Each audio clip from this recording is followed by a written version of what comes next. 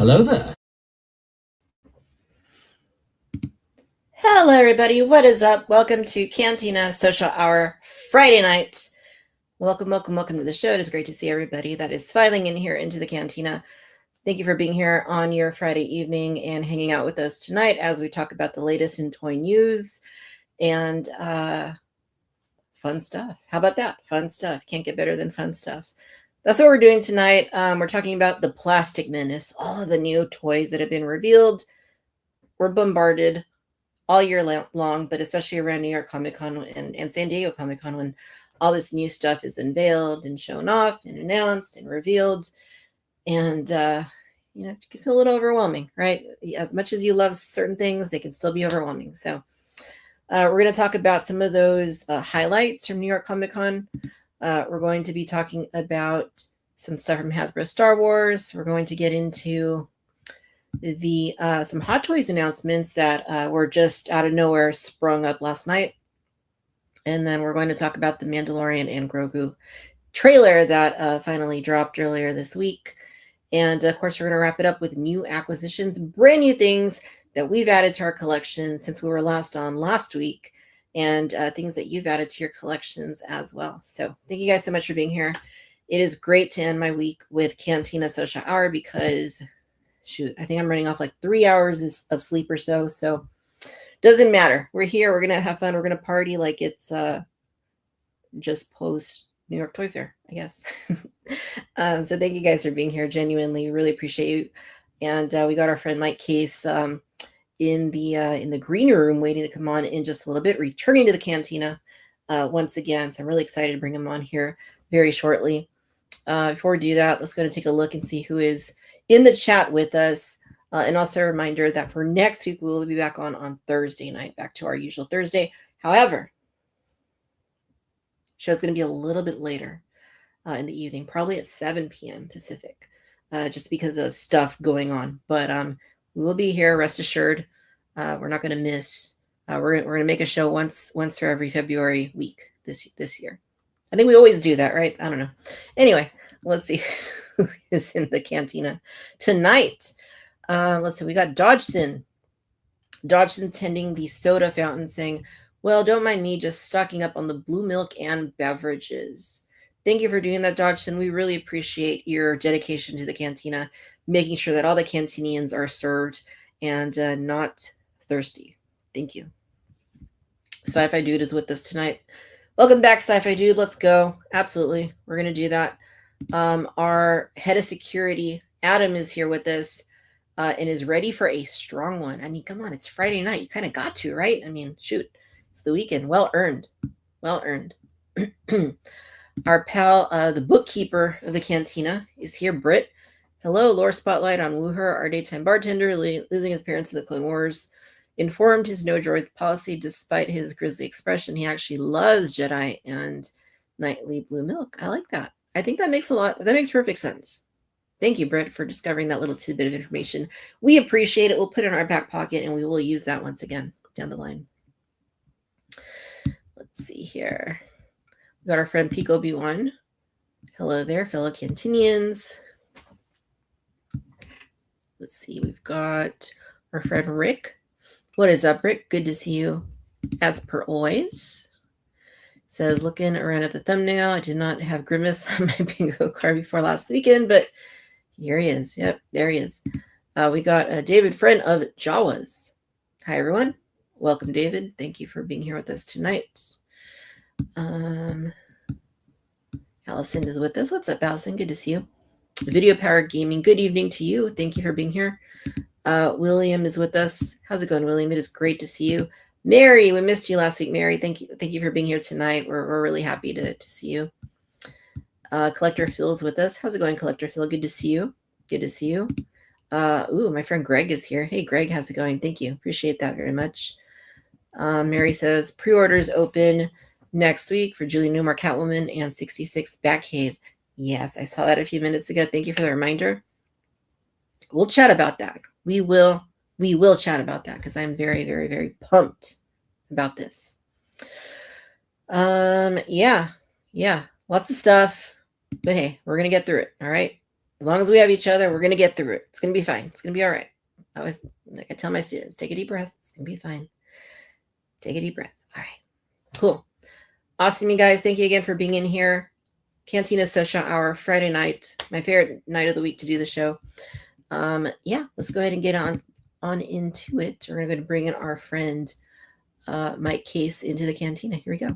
This is where the fun begins.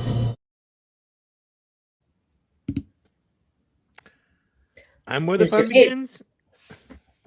How are you doing? Hi. Great. Thanks for having me on. It's always a pleasure to be here.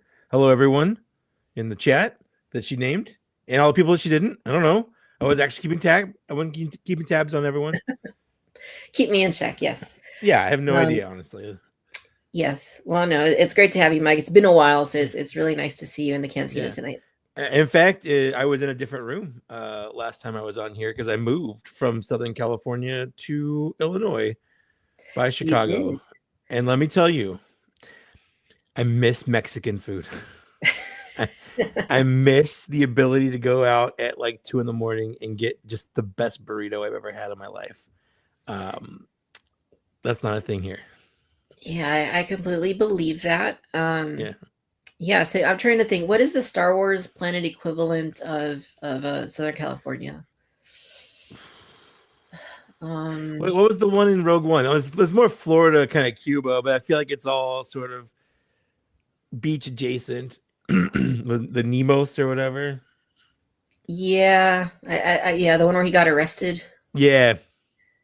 Somebody in the chat will know, but let's say you went from there to Hoth, so you made quite a basically transition. Basically, it's quite getting snow here is definitely different.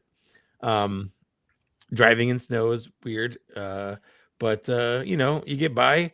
But again, I really miss good food. Everyone's like, no, our food here is great. I'm like, no, it's not. Even like the fast food kind of sucks. Like McDonald's is different here. I don't know why. It's just different. Yeah, I've noticed that too. Even like just traveling like wherever to the northeast or Portland or wherever. Even in Texas, I grew up in Texas, and the Mexican food there is very different than it is in SoCal. And that's the thing. So the Wampa ice layer just said, Chicago might have good Mexican food. Sure, it's not Southern California Mexican food. If I can't go there and order a carne asada burrito with French fries on it, it's not Mexican food. That's all I want. And so many places are so close because they serve that. They serve they call it steak because call it steak. Mm-hmm. But I'm like, they have French fries. I'm like, can you just put some French fries in the burrito? That's all I want. Yeah. So for those that don't know, California burrito does have fries inside with the carne asada with the meat. Yeah. So it's it has to be real carne asada, not this like steak. Like, right. It's got to be the real thing. And So sorry about that. It's okay. It's my cross to bear. And then someone else asked me a question. Hamadam. I'm excited for the new Failure album. Yes, I wore this shirt today because I was listening to the new single all day. Very excited. Nice. Sci-Fi Dude says LA Mexican food is the best. I feel like LA and San Diego are pretty similar. It's pretty similar. It's all SoCal. Yeah. It's you got the and also the taco trucks. That's a very like Southern California thing. You don't see that anywhere else. Nope. And they have taco trucks here, but like it's all, I don't know. It's like and there are like Mexican people here. Like they live here and they are working the taco trucks, but I think they make their food with the fact that there's just a bunch of Midwest white people around here, and so they don't season it. I don't know. It's frustrating.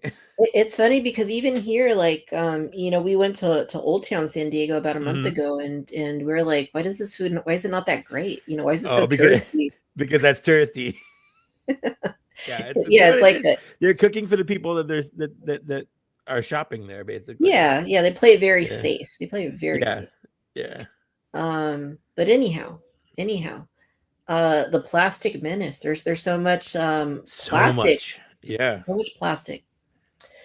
I mean, I don't know about you now that you're in your new location, but for me, I always say that, you know, it's not necessarily like the amount of money. It's not necessarily like, you know, what it is specifically. It's just like stuff in general. Like my house does Yeah. not grow like, you know, Correct. so Correct. it's hard to I mean, obviously I'm still here talking about it, right? So I'm still Yep. doing it. There's no escape from the addiction, but it can become very overwhelming. It does become overwhelming. But for me, especially this year, I made it sort of a New Year's resolution, an unofficial one, because I don't like to do like this year my New Year's resolution. But I'm going to actively try to purchase fewer things and enjoy what I get longer and fuller, if that makes sense. Because I feel like sometimes it's like a conveyor belt, like that episode of The Simpsons where like Homer Simpson is just getting fed donuts in hell over and over again. And like, sure, he's eating donuts and he's getting a ton of them, but like he's not enjoying each donut. He's just consuming donuts. Gorging. Whereas, yeah, so it kind of felt like that, especially like last year, the year before, where it's just toys. Every week I got toys. This week I got this toy. This week I got this. And sometimes I get so many toys at once that like I get overwhelmed. Like I don't even know what to play with first, because like if I open up something, well, I'm like, well, I'm playing with this and I'm not playing with this. And it's just like, no, I'm just going to take my time and like open something up and play with it for a day or two and then move on, or longer. I don't know. But I just really want to enjoy what I have more instead of just moving on to the next thing. For sure. And yeah, it is a real challenge. I've been trying to do the same thing, though. I've been trying to focus a little bit more on what brings me the most joy at this point in my life. Because I mean, I've been doing this for so long, and you know, what is it that stays, right? Because I mean, I've gotten impulse buying into certain lines and collecting certain lines, and I like it while I'm doing it. But then a few years down the road, I'm like, I probably didn't really buy need those Leonard, Alien, and Predator toys, right? I probably didn't need those. Yeah. I wish there was like a Netflix for toys. Like you could rent a toy. Like I just like just send this to me for like a week and I'll send it back. And like that's it. I just want to experience it. I don't want to really own it. I just want to like like play with it for a little bit, take some pictures or whatever, and then like that's it. I just send it back. Yeah, and that's what it is. I just love fun toys. I want to experience them, and the only way I can do that, I don't have kids. The only way I can do that is by buying the toy, seeing what it's all about, and then, you know, sometimes I'll pass it along. Sometimes I'll hang on to it. But I'm trying to focus on the things that, you know, I mean, there's certain things that I collect that I've been collecting forever, right? And those are the things that I stick with, like the vintage collection, right? I've been collecting 3/4 inch since 1996 nonstop. So like obviously that's not going to go away. You know, there's certain like DC things, like Batman stuff that I'm passionate about. There's certain 6 scale things I'm passionate about. But then there's like also the stuff that I grew up with, right? And that's kind of where I'm discovering as time goes on that for whatever reason, as impressive as some of these new like TVC or, you know, whoever it is, Hot Toys, whatever it is, as amazing and lifelike and great as those are, sometimes like it's just like the Playmates, you know, classic 89 TMNT or the real Ghostbusters, that I look at those and like nothing else can really capture that nostalgia, can capture that feeling of what it was like to have those. So I kind of feel like in a way I'm sort of like regressing and going backwards in time and trying to put a little bit more effort into those older things as opposed to some of the newer things. Yeah, absolutely. In fact, I'll show you what I eBayed today. Oh, I can't wait. Does it ever feel like an obligation to you? Like I'm buying this because I feel like I have to, not necessarily because I want to. Yeah. I mean, that happens. I think with that. Yeah. Right. Like with these long time lines that we collect, it's like, okay, like Black Series for me. Like, I'm already so invested in the line. Like, right. It's like I have 95% of that line. Like, do I really want to skip this? Like, yeah. So anyway, on that note, this is what I picked up on eBay today. I don't know how well it'll come through, but this is the Wolfman. Oh, the Wolfman. Yeah, for sure. The kind of real Ghostbusters. Pick that up. because there's certain things like that I did have, and they've been lost to time. I don't know. I haven't seen them in 30 some odd years. Mm-hmm. And once it gets here, and once I kind of rebuild some of these older collections, like I think that's probably where ultimately, like, so a lot of this other stuff might disappear over the next decade. I don't know where I'm going to be in 5 years, 10 years, even next year. I have no clue. But I think some of this old classic stuff is probably always going to be around. I mean, it stuck with you this long, and that says a lot. I kind of did the same thing, but I got the modern one. But like I picked up this random Mantenna because as a kid, this was one of my favorite toys. Like I didn't know really who he was. I knew he was from He-Man, but like or She-Ra, I think. But I never watched any of the episodes. But I just remember having vivid memories of like sucking on his eyeball because they could come out. And I was like, in 1984 or whatever, I was like 2. But it's like one of my earliest memories. So I'm like, I want to get this just to kind of recapture that. Like I didn't even know he had 4 legs because the original one just had the 2, but they were like weird shaped. I don't know. But yeah, I totally identify with that. Yeah, I love that. Darth Malik's missing lower jaw, says Roberto San Diego. Yeah, that's a good one. I mean, any of the Ertos, Aribertos, Rigobertos, whatever. Yeah. There's a million of them. Yep. And apparently they're all like kind of related. So. They are. Yep, absolutely. Yeah. But I have a Roberto's like 10 minutes away. TVC Trev is with us. How's it going? DJ 5000 says slowing down and enjoying what I have helps save money too. Oh, that's for sure. Yeah. Rick says he loves the real Ghostbusters as well. And Adam says that he decided to skip the TVC ATRT and felt so proud of himself. And then today looked at his pre-orders and apparently had ordered it anyway. It's instinctive. We just do these things. It's 100%. And you know what? As long as you're pre-ordering from a place that doesn't charge up front, I always do it just to get that FOMO itch gone, and then I'll cancel it. Maybe like a week, maybe like a month, maybe when I get that email saying it's shipping, where I'm like, do I really want that? But like, at least like you have one on lock, basically, right? So you don't have to worry about missing it if you decide you really want it. Yeah, exactly. Yeah, and a lot of this stuff doesn't ship for way down the road. So long, yeah. So the problem is you just don't forget about it. Yeah. Oh, yeah. That's my problem. I tend to do that. JJ Germ, how's it going? Thank you. They do look good. Yeah. Thank you. All right. Cool. Well, let's talk about a little trailer that dropped earlier in the week because I want to get your thoughts on the Mandalorian and Grogu trailer.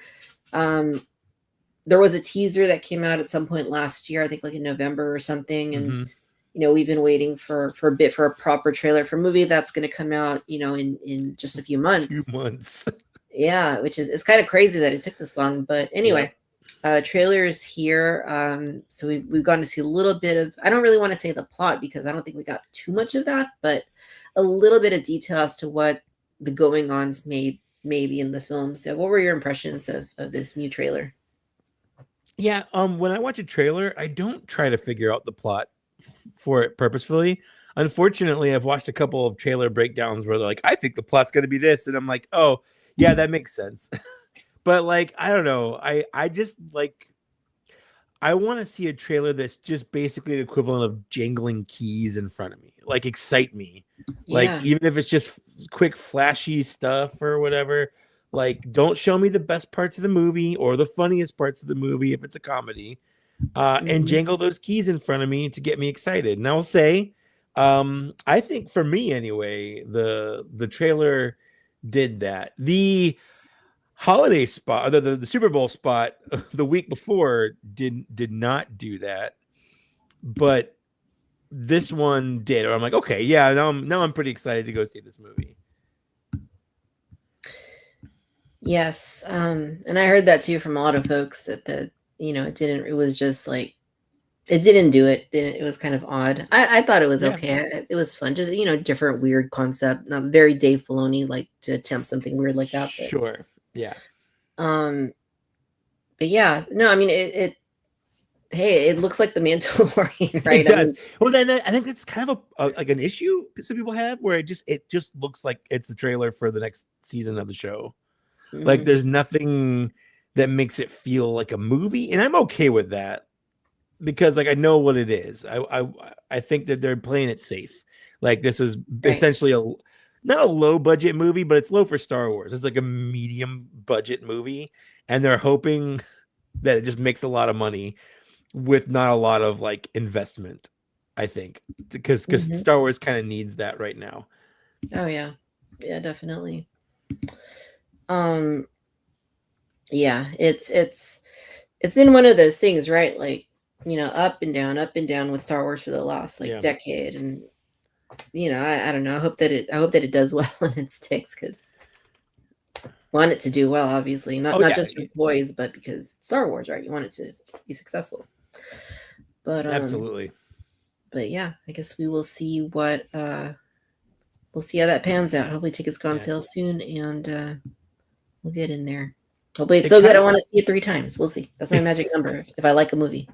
Three times. That's it. For me, I kind of hope it's, or I don't hope it. It feels like the Clone Wars movie that came out in 2008, where you're like, is this Star Wars movie coming out in theaters? Like, but it's like a TV show kind of thing. Like it has that vibe for me, which isn't a bad thing. It's just it's a different thing. It doesn't have the gravitas of like this is a Star Wars movie kind of thing. Right. Yeah. And I wonder, part of that is because, you know, this is a movie based, it's like the opposite, right, of most Star Wars. It's a movie based on a show that has been going on since 2019, right, for a while now.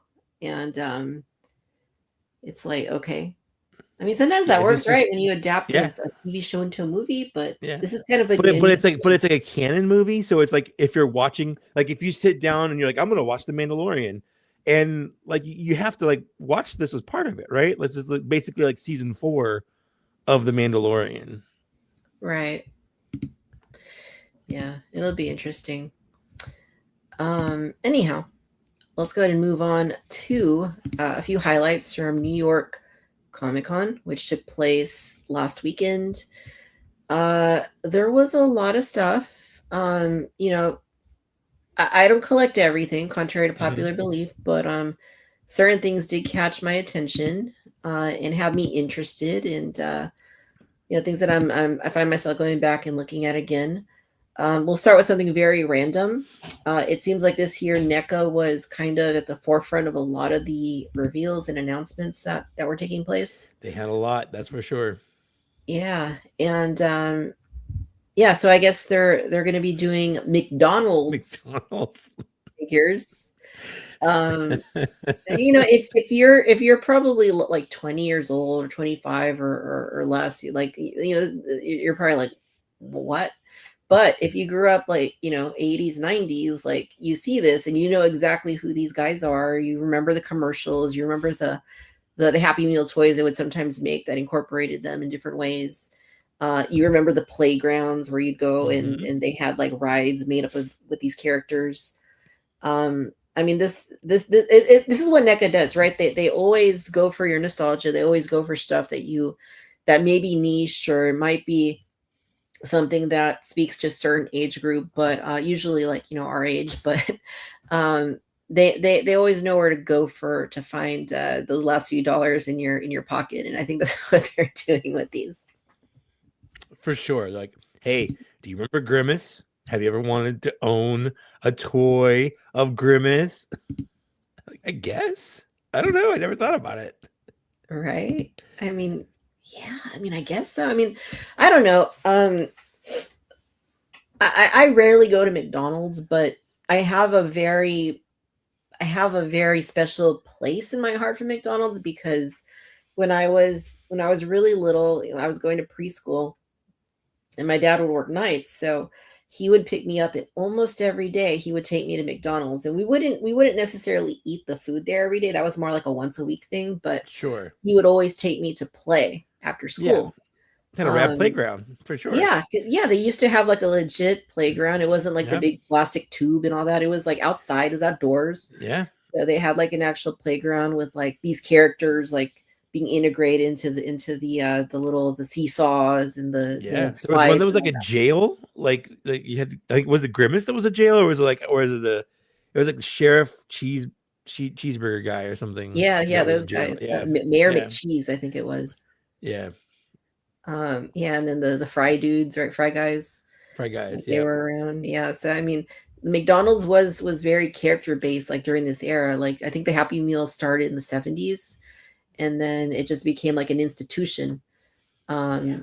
So it was, so I mean, I have a lot of nostalgia for it. So I mean, should I get these? Probably not. I mean, I'm talking about downsizing. I probably should not get them, but I mean, I'm looking at them like, What would you do? Where would you put Grimace right now? Let's say, okay, someone's like, "Hey, here's Grimace." Well, where would we go? That's a great question. And I never asked myself that question until after I've received something. Yeah. So try. I've started asking myself before, and that helps me shape on whether or not I want this, or if I know it's going to go straight in a bin. I'm like, do I really want to spend the money on it? Yeah, that's the thing. Like I'm very limited on my collection room is like I don't know, like 15 feet by like 12 feet, something like that. Yeah. And that's it. Like that's my collection space. I would say that probably about 3/4 of the collection isn't even on display. It's in storage. Yep. So would Grimace actually like look realistically if he came in today? If the rest of these McDonald's figures came in today, would they go on display? Probably not. They would probably go into storage, and it would be one of those things like, oh, one day, the same thing I've been telling myself for the last like 20 years. One day when I have that big 3-story mansion, I'll have that whole third floor dedicated to toys. Like, probably not going to happen. So I think you answered my question for me. I mean, so I'm friends with Dan Larson, and we text about all this stuff all the time. And it'll always come up like, should I buy this? Like, what are you going to do with it? Do you really need this right now?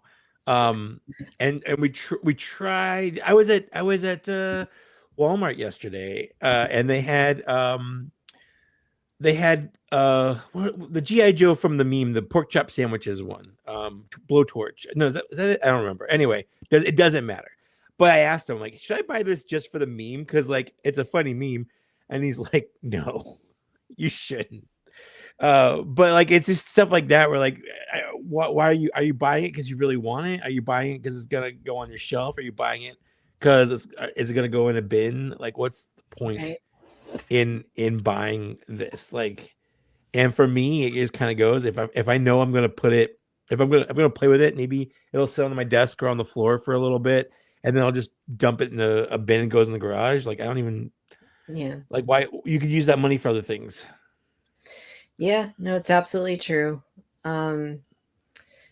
It is true. I mean, sometimes when I look at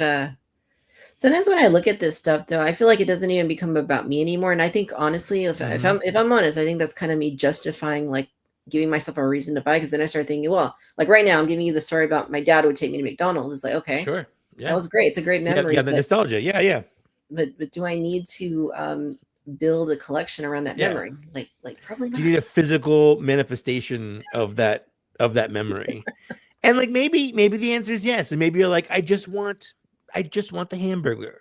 I just want Ronald McDonald. Like that's a fair, like this is like the main guy. Like Ronald McDonald. Right.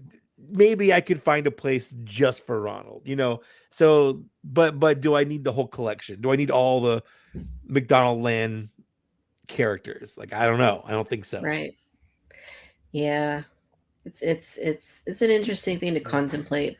A lot of people that don't collect, they don't always get it. They're like, okay, it's interesting. I wouldn't do it, but cool, you like it. But I don't think those people or even collectors necessarily realize that it's always like, for a lot of us, there's a very like almost like an internal like struggle with it because there, it's like I guess anything that can become, if you're not careful, it can become a slippery slope or an addiction. 100%. Yeah. But Well, yeah, everyone has that. Like, even if it's not toys, it's gonna be something. right. There are people that have books they've never read. There are Yep. people that, like my grandma, had these little cat figurines in a fancy display case growing up my whole life, and she'd always add to it. Or like my mom and her Precious Moments little things that she had, growing up, that I accidentally broke a bunch of, and she got really mad at me. Like collecting it's something psychological in us. Hmm. And each generation, it's something different. My dad, books and movies. My brother was tools. Me, because I grew up in the 80s, and I remember as a kid telling myself, I'm never going to stop liking toys. And like, I feel like I'm just trying to keep that promise, that little, 6-year-old boy who promised himself he'd never stop liking toys. I still like toys. Right. But like, at some point you're like, okay, do I have enough toys? And the answer, unfortunately, is always going to be no. There's always going to be something new or different, or you get tired of something, or you want to change something out. Right. But it gets overwhelming real quick, for sure. Especially with the prices of everything today, where you have less disposable income, to where now it matters if you're buying something just to throw it in a bin. Like, I didn't care about that 5-6 years ago, but now Mhm. I do. Yeah, that's exactly how it is.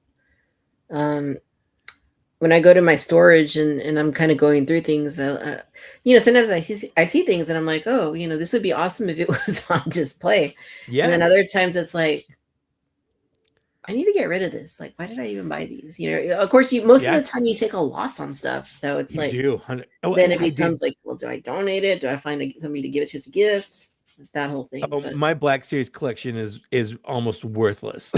like I've got almost all of them, but like there's some that are worth a lot, but there's so many that I bought that are worth less or so much less than their purchasing price, that like it's a wash, basically. Like my collection as a whole isn't worth anything. But when you move long distances, they measure by weight, and I had bins yeah, and bins and bins of toys, and I'm like, okay, do I want to pay to move this to my new house just so it sits in my garage in a different place, or do I want to sell this and get some money out of it, and I also don't pay to move it? Because every bin I just saw is like, I don't know, however much weight that was. So I just went to a local toy store, and I was like, here's a bunch of toys. What will you give me for these? And I took yeah, such a loss. Like, all my G.I. Joe classified, a lot of my old Transformers, that like they've been in bins for, at some point, like 10-15 years. And I hadn't right, even looked in those. So I didn't even open them up, because I'm right. like, I don't want to talk myself out of doing this. Like, I need to get rid of these. I'm not going to pay to move them, and the money can go towards the move or whatever. So Yeah, that's true. yeah, That is very, very true. it was freeing, for sure. Yeah, it is. That's another aspect of it too. Like since TVC came back, for example, like I had been like 100% all in. Doesn't matter what it was, figure, Yeah. vehicle, multi-pack, place it, whatever.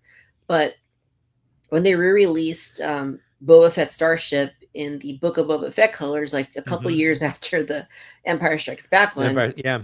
for me that was like, nope, don't need Yeah. it, I don't and need I that. still haven't done it. Yeah. So, And it was more expensive too, right? It was oh like, yeah, yeah, you're like, I don't want to pay more for something I already own and in slightly different deco. yeah, it's like Yeah. nope. So these are great. I mean, I love that they're making them. I think it's fun. It's fun to see. It's fun to know they exist. But yeah, I'm not buying any of these.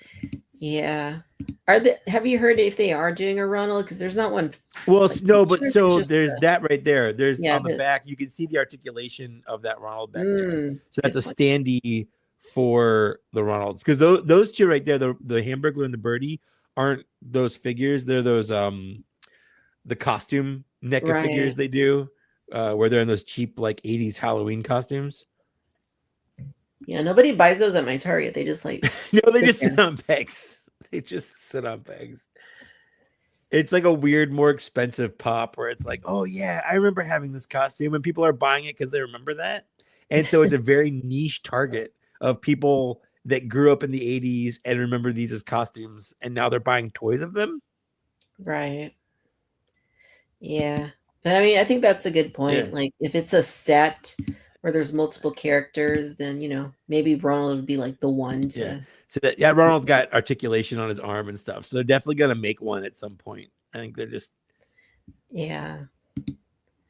So in addition to the McDonald's stuff, they found another thing that they could try and get us with.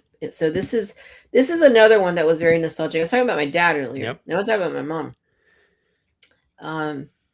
That didn't sound right at all. Sound like I'm gonna like talk smack on them. No. My mom. she used to. So on. I guess this would have been the same era where my dad would. He would work nights, so he would pick me up from preschool. But then the following year, when I was in kindergarten, our school had kindergarten in like morning like class and then afternoon class, and I was in the afternoon class, not by choice. That's just where I ended up. I don't know if I had a preference, to be honest, but that's where I ended up. And in the mornings, before she would take me in, this would be on, so I would be watching this like pretty much. Every morning. Sure. And yeah, so I look at these and I'm like, okay, so I'm trying to remember who it was. Was it Funko that maybe did like the 4-inch ones, DuckTales, several years back? I remember there were some 2017 DuckTales figures. I don't remember who did them. Yeah, I don't. Somebody in the chat will remember. I feel like it was maybe Funko that made them, but. Yeah, so like I picked those up and I'm like, okay, those are cool. Those satisfy the itch. But again, here's NECA like trying to own in to that nostalgia and those memories. And again, I look at these and I'm like, nope, I don't need them. Come on, they're quackaroony.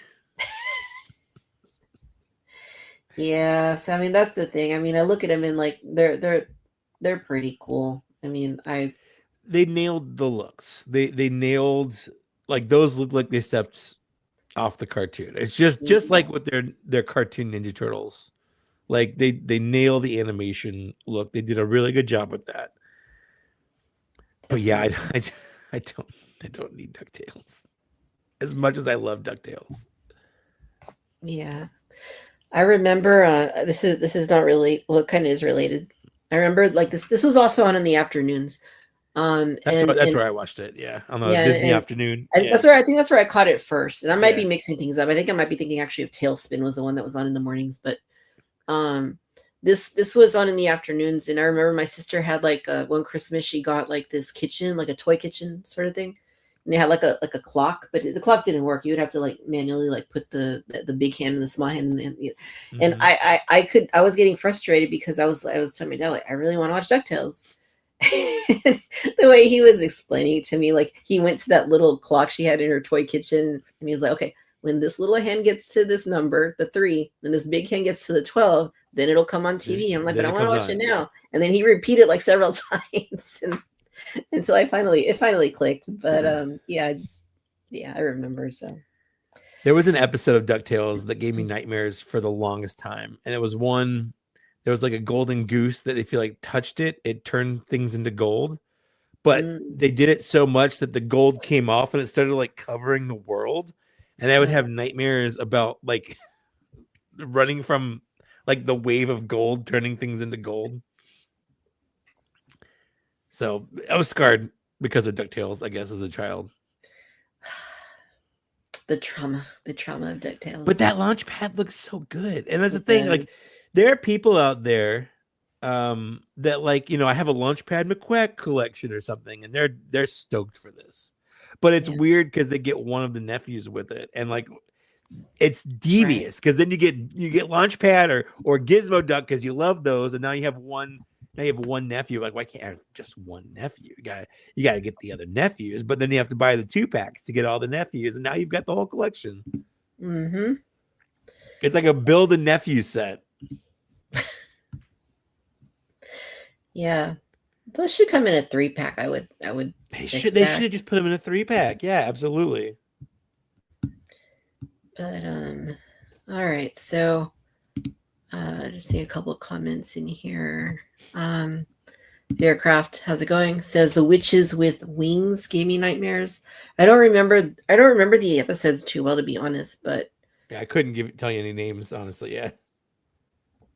Yeah. Dom says I loved Gizmo Duck. I used to draw him all over my notebooks. I even designed my own Gizmo Squad characters to help him out. Nice. World building. Fun. Headcanon. That's cool. Yeah. Peakoby1 says I'd love to see gummy bears. Bouncing here and there and everywhere. Yeah, this would be interesting. Hey, Alex, how's it going? Good to see you. Rick says he wants the Fry Guys 3-pack. That makes sense. Or if they do the McNuggets. Yeah, the McNuggets. There's no articulation on this. They're just McNuggets. The eyes, maybe the eyes move. Yeah, maybe. They have swappable eyes and mouths or something.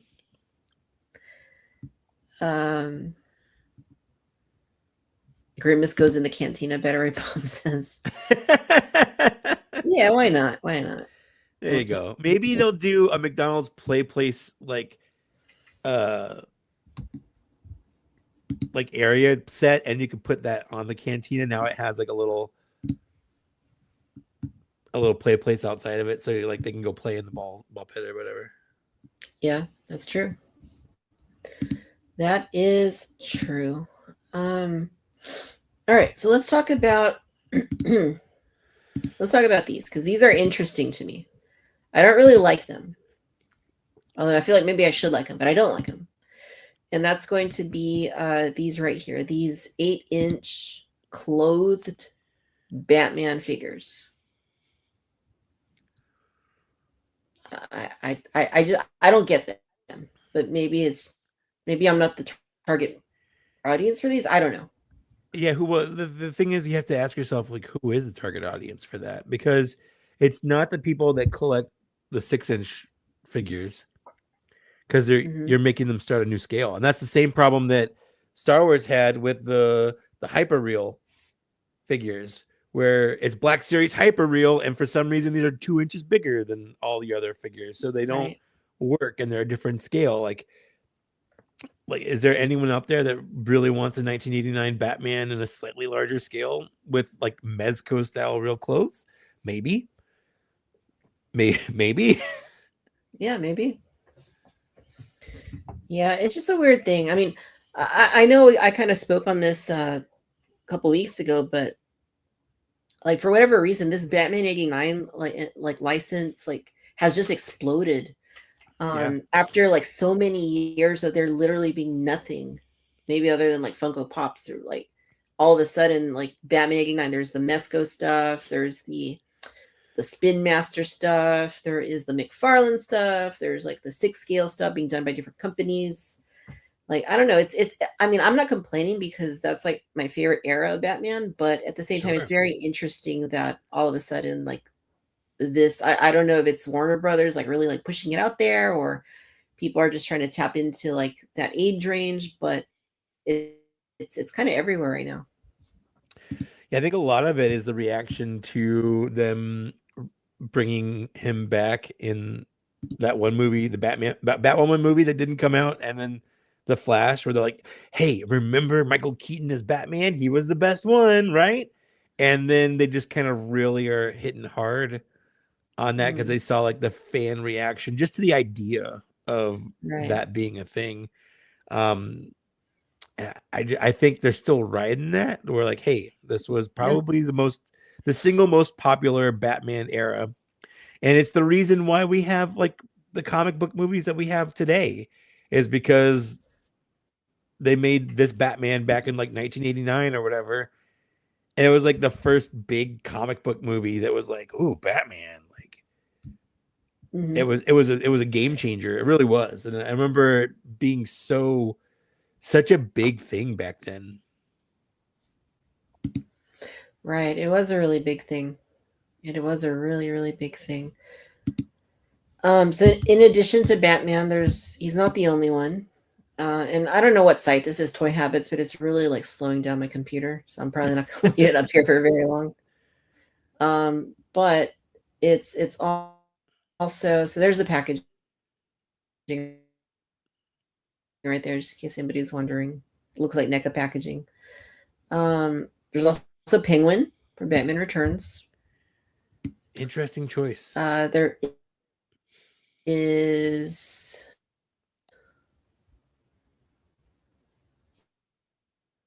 this is interesting choice.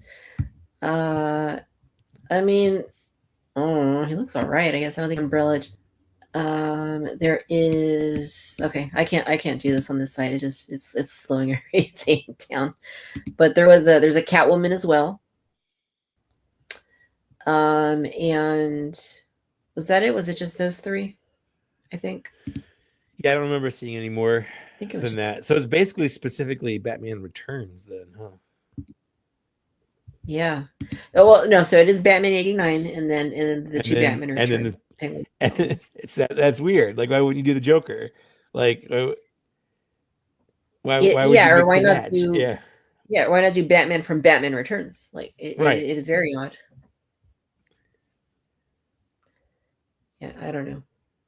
But the clothes figures have always been kind of weird, right? Because it's the, like you said, it's a larger scale, but also like they have more of like a doll-esque sort of quality to them. Yep. So I guess if that's your thing, like the cloth clothes and such, like there are people that love it. I mean, Mezcos are really popular, and that's part of the reason why they're so popular is they have those real clothes. I thought I was really into them. I have a bunch of Hot Toys right here, but like anytime I really mess with them, I'm like, I really do feel like I'm just playing with a doll, as opposed to like a toy or like an action figure, which is, you know, not inherently bad, but it's not what I usually go for when I want to play with something. Yeah, that's true. And those have come a long way too, those Mezco figures, because when they first came out, they kind of looked like they were wearing pajamas. I always thought. Yes, it was a lot like the Migos from back in the 70s and stuff, where they just had like a jumpsuit on with like a plastic head. Yep. So they have indeed come a little ways. Let's see. Other than that, did I have anything else on here from NECA? I don't believe so. So we will go into. Guess we can go into Star Wars unless you had anything else that I overlooked. I love talking about Star Wars. It's one of my favorite things to talk about. Let's do it then. All right. All right. I'm gonna jump over to. Let's jump over to Yak Face on Instagram. We're gonna poach his stuff. Why we do it on my podcast all the time. We actually subbed to his Patreon just because we felt so bad, basically, just having him as our source for everything. Love it. This went on pre-order yesterday. This was long awaited. It got delayed for whatever reason, but yeah. So the Cantina special action figure set with the 4 figures: Labria, Arleal Shoes, Garandan, and Chalman. Chalman, the Wookiee owner of the Cantina. Yeah, I was ecstatic about this. I had let my Pulse membership lapse because it just expired, and I was like, well, you know, I don't think there's gonna be anything coming out that, you know, I'm gonna need anytime soon. But then I was like, wait, that Cantina set is coming out tomorrow, and I don't know, maybe there's convention exclusives or something down the road. I'm gonna want to try and get in on that, so I'll just renew it. I'm glad I did, because once it did actually go up to the general sale, it did sell out fairly quickly. So yeah, I know there were a few people that missed out on it, but it's out there. It's on pre-order. It comes out in November, so a bit of a wait. I don't know why it's so long, but it is extremely long. That's like almost a whole year. It is of waiting. Yeah. How do you feel about finally getting your Arleal Shoes from missing out on him with the Cantina? I am very, very, very happy to be adding Mr. Shoes to my collection. After the Tonica sisters, Arleal was like my second most wanted Cantina character. And that was even before the Tonicas were ever announced. Sure. So I was happy when he was going to be part of the HasLab, like one of the stretch goals, but when it didn't happen, it was like, okay, well, that sucks, but here he is now. And I'm just glad that there's going to be a way to add him to the collection, because I feel like he's one of them. He's never been done, right? So he's like one of those that's very memorable from, at least from the before the special edition. So I'm happy about him. I thought Gurinden was an interesting choice because he's not necessarily a Cantina alien. He's like Cantina adjacent, but like you never see him in the Cantina in the movie, right? That's true. Chalman, man. So I mean, I'm a Black Series 6-inch collector, and he jumped up to like the top of my list once I saw that they were willing to do it TVC. I want a 6-inch version of that Chalman. He's as a fancy mustachioed Wookiee. Are you kidding me? I know. Yeah, it's like a hipster Wookiee. I love it. It's so good. He's great. And it's interesting because I know that there was frustration when this support pack was announced, and some people were like, "Why would they do Chalman? Like that's weird." And I know some of the arguments made sense. It was like, okay, well, because Chalman's in here, we're not getting like a Zizvid or one of those other unmade like characters that had never been done. But it means you're not getting it yet. It doesn't mean you're not getting it ever. Right. That's true. For me though, like this is the perfect place to put a character like this, because he doesn't need to be like a single carded figure. It's a multi-pack. It's kind of meant to give you, 4 figures at once, obviously, and to world build your Cantina diorama. And it's his Cantina. Yes. I was just going to say that. It's Cantina. Yeah. I like to think that although he wasn't on screen, he was designed by Ralph McQuarrie, so they did have him in mind at one point. But I like to think that he was just like in the back room, like doing paperwork or something. He 100%. There's so much paperwork he's got to do, balancing the budget and ordering more, spotchka or whatever he's got to order. The first time I ever heard his name, I think I was reading Tales of Mos Eisley Cantina, the book. And it's like, oh, Chalman's Cantina. I'm like, who's Chalman? I've never heard it called Chalman's Cantina before. And then it went decades of knowing the name, but not knowing he was a Wookiee. And then I learned that, but I didn't know what he looked like. So like I just assumed there was like a Chewbacca wandering around, and that's maybe that's why Chewbacca went there, because he's like Wookiee, whatever. But then when I saw a picture of him, I was like, that's Chalman. That's great. Like I could not have even imagined that that's what Chalman looks like. It was crazy. It was like the mind blowing. It is. It's perfect to me.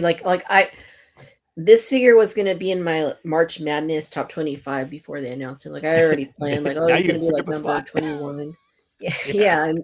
And like I had Akmina in there too. I have Akmina in there too, because I really want her now that Wooher was a day shift, Akmina was the night shift, and Wooher was doing like the business side of things in the back room. So yeah, no, this is great. This is perfect. I'm very, other than our Leo, this is probably the one that excited me the most, because the other two have been done before. They're not great, but I mean they exist. So there are options for them. Yeah. Have they done that weird guy that's smoking the hookah? That's like I know in the book he was like a vampire where he has like things that come out of his cheek.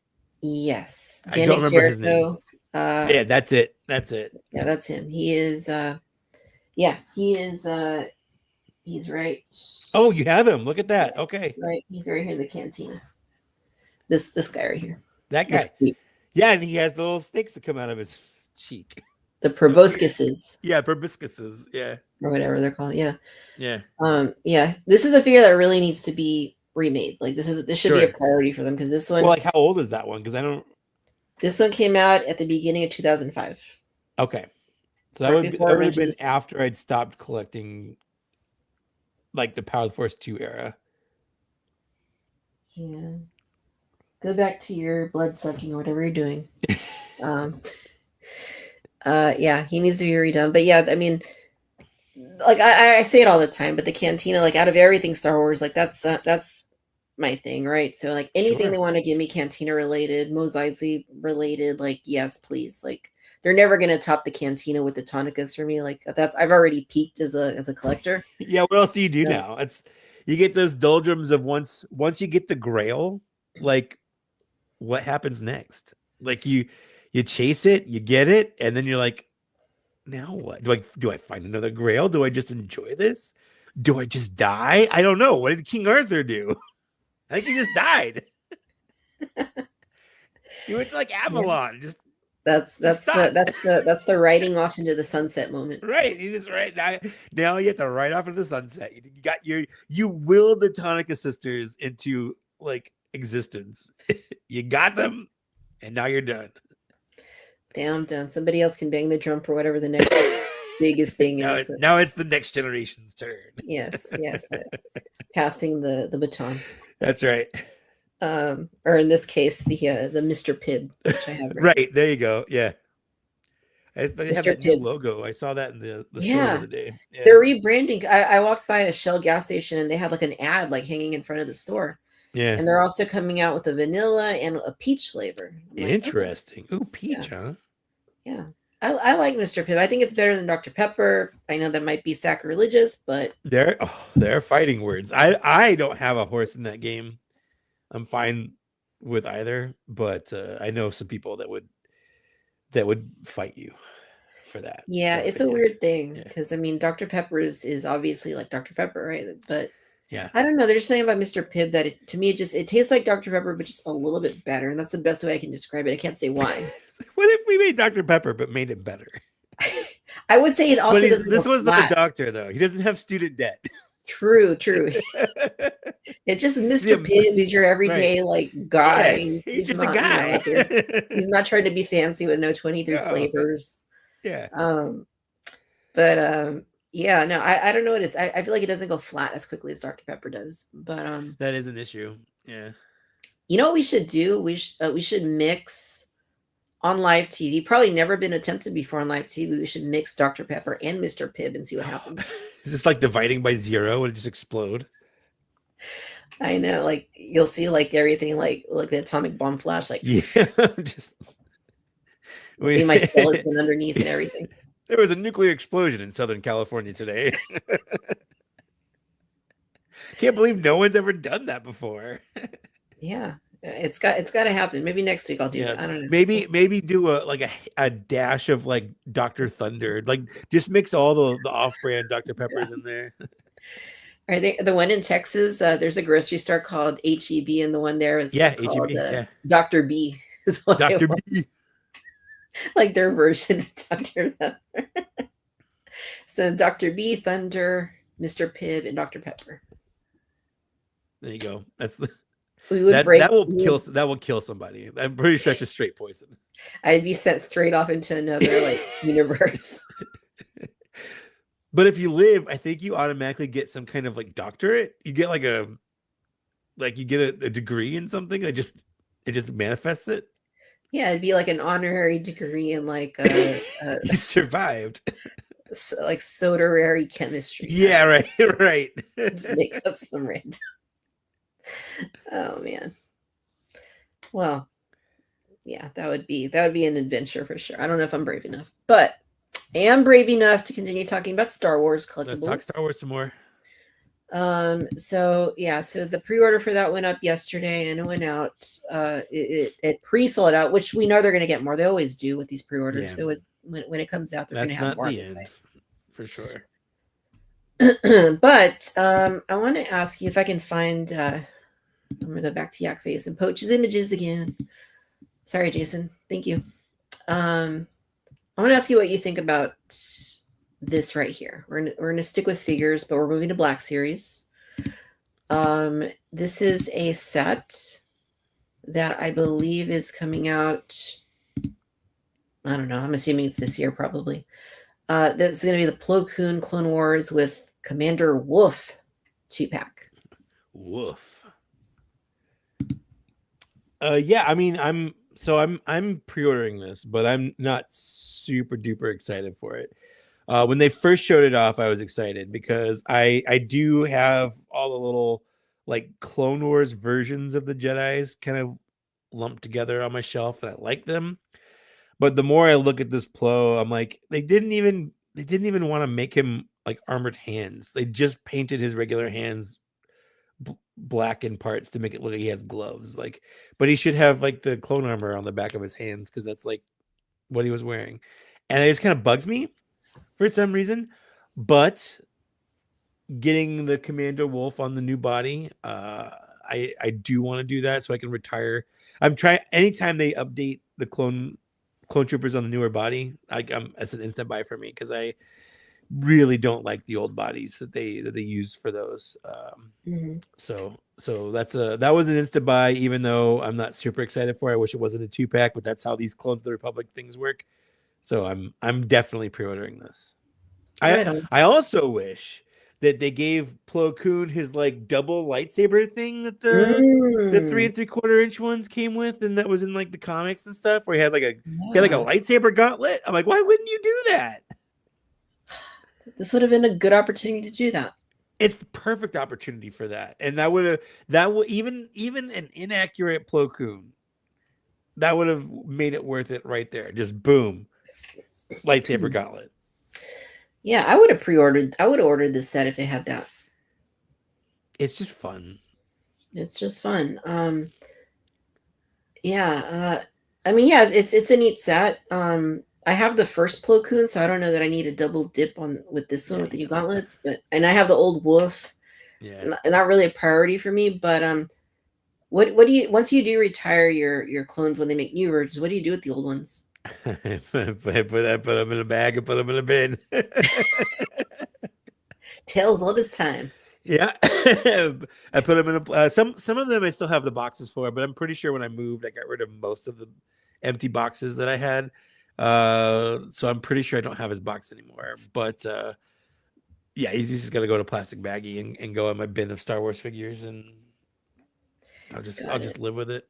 At some point, I might sell them off. I just don't know what the market is for like those older figures, like the ones with the before face printing and stuff. Like, is there anyone that really wants to buy those? Like, it was a giveaway thing. Like, I don't know. Yeah, I don't know. I mean, there's so many that when it was like when it first started, right? It was such a like petite little line. You get a few waves like every now and then, and then the Force Awakens like totally like upended that whole thing. It was so easy to be a completionist up until about 2018 is where I started to feel overwhelmed from being a completionist. But like you said, I remember thinking like, wow, we only got like 4 waves last year, but Marvel Legends feels like they're just getting like, here's new Marvel Legends, and like I got like 10 Black Series figures in like 2014 or 2015. And that was all that came out that year. So it was super easy to keep up with. And it didn't feel like a big commitment. And then at some point it became a commitment. Yep. Absolutely. Yeah, so I mean, neat set, not for me, but it's one of those things like they can do it fairly easily. They're gonna do it. So yeah, for sure. What are your thoughts on these guys right here? This new assortment of smaller, I don't even know the scale of them, but like these smaller helmets. I don't understand why they exist. They've already tried doing helmets back in like 2015 or so. They had the titanium series, Black Series, like little mini helmets. These are bigger than that. But like who are they for? Like who's looking at this going like, finally helmets, awesome. Yeah, it's weird. It's really weird. Every now and then Hasbro will kind of throw a curveball, and it's kind of like, well, it doesn't make any sense. Like, who's the target audience for this? Like, what's the rationale behind it when they already make the full-size helmets? Like, yeah. I mean, the only thing I can think is if you don't buy the full-size helmets, but you want a helmet and you want it to be a little more displayable, then maybe this is an option. But then it gets into the thing of like, okay, here's 2 of them, but are they going to remake like all the, like, I don't know, there's probably like 20 of them at this point. Are they going to redo all of them in this size? How deep are we going on this line? Right. And like, is it, if I buy both of these, is there a promise that I'm going to get more, or am I just going to have a random ass like Stormtrooper and Mando helmet on my shelf? Just those 2. Yeah. But yeah, none of these are appealing to me. And in fact, I really hate that, and I'm using hate even though it's a harsh word. I don't like that the Black Series is lumped in with more than just 6-inch. Like, it's also the role playing lines. It's also random stuff like this. Whereas TVC is just TVC. Like, it's the vehicles and the HasLabs and the figures, but it doesn't have all this other baggage for it. Where if I'm like, oh yeah, I'm a Black Series collector, people go like, oh, what do you think of these helmets? I'm like, I don't care. They're not toys. Like, these aren't toys to me. These are just display items. Like, and you know, like, people like to bring up, oh, HasLab or Black Series had 2 failed HasLabs. Like, no, we've had 1 failed HasLab, and there was a lightsaber, which, like, no one that collects toys is also collecting the lightsabers. Like, it's not really a Black Series thing. It's just labeled Black Series. Like, you know, it kind of bugs me that we get all this stuff lumped in. Yeah, and it's gonna fail, and it just makes the line look worse. Yeah, it's a fair point. Yeah, I don't know why they do that. I mean, there's so many possibilities that you could name, like, anything that's not a figure, right? Like helmet series. I don't know, like, yeah, the helmet collection. Yeah. the lightsaber line. I don't know. Yeah, I know, it's so weird. They if they're, you know, they have other things like the helmets and the lightsabers can be lumped into one thing because those are like role play toys. Like, yeah, remember when? Yeah, they used to do the like the plastic sabers, right? They were called Saber Forge. Like, why not just use that name and put it on the sabers? Like, that sounds cool. I don't know. Why doesn't Hasbro pay us for all these? The bucket collection. Britt, that was great. I love it. The bucket collection. Perfect. Yeah, it's interesting. I don't have high expectations for this. I don't think this is going to do very well. That's just me, but, you know, I like to be. Hopefully I'm wrong, but I hate being pessimistic about it. The best thing I can say about this is it's not for me, and I will not be spending money on it. That's like the nicest thing I can say about it. Right. Until somebody gets you one for Christmas, and then you're like, okay, now I need. And that's the thing. It's like, oh, Mike likes Star Wars. Here's his helmet, and that's 100% what's going to happen. Like, that's how I've gotten pops in the past. That's how I get stuff like this. Where I'm like, yeah, you're right. I do like Star Wars. Thank you so much. It was a nice thought. It's like, crap. Sure. Now I have one. Yeah. Yeah. So there's those. Let's see. What else do we have here? Retro collection. We got the last 2 revealed for the next A New Hope 6-pack. I love that they're doing like these random guys. This to me is retro. I love this. Yes, these do look really good. These do look like something, you know, I've had like a love-hate thing with the retro collection. I appreciate when they do like the classic trilogy stuff, but sometimes when they do some of the other stuff outside of that, like Mandalorian or the one they did for Phantom Menace, that whole box set, I feel like they look a little bit too good. Like they look better. They don't look retro enough. Yeah, for sure. Right. They look more like the 1999 Phantom Menace line. Yeah.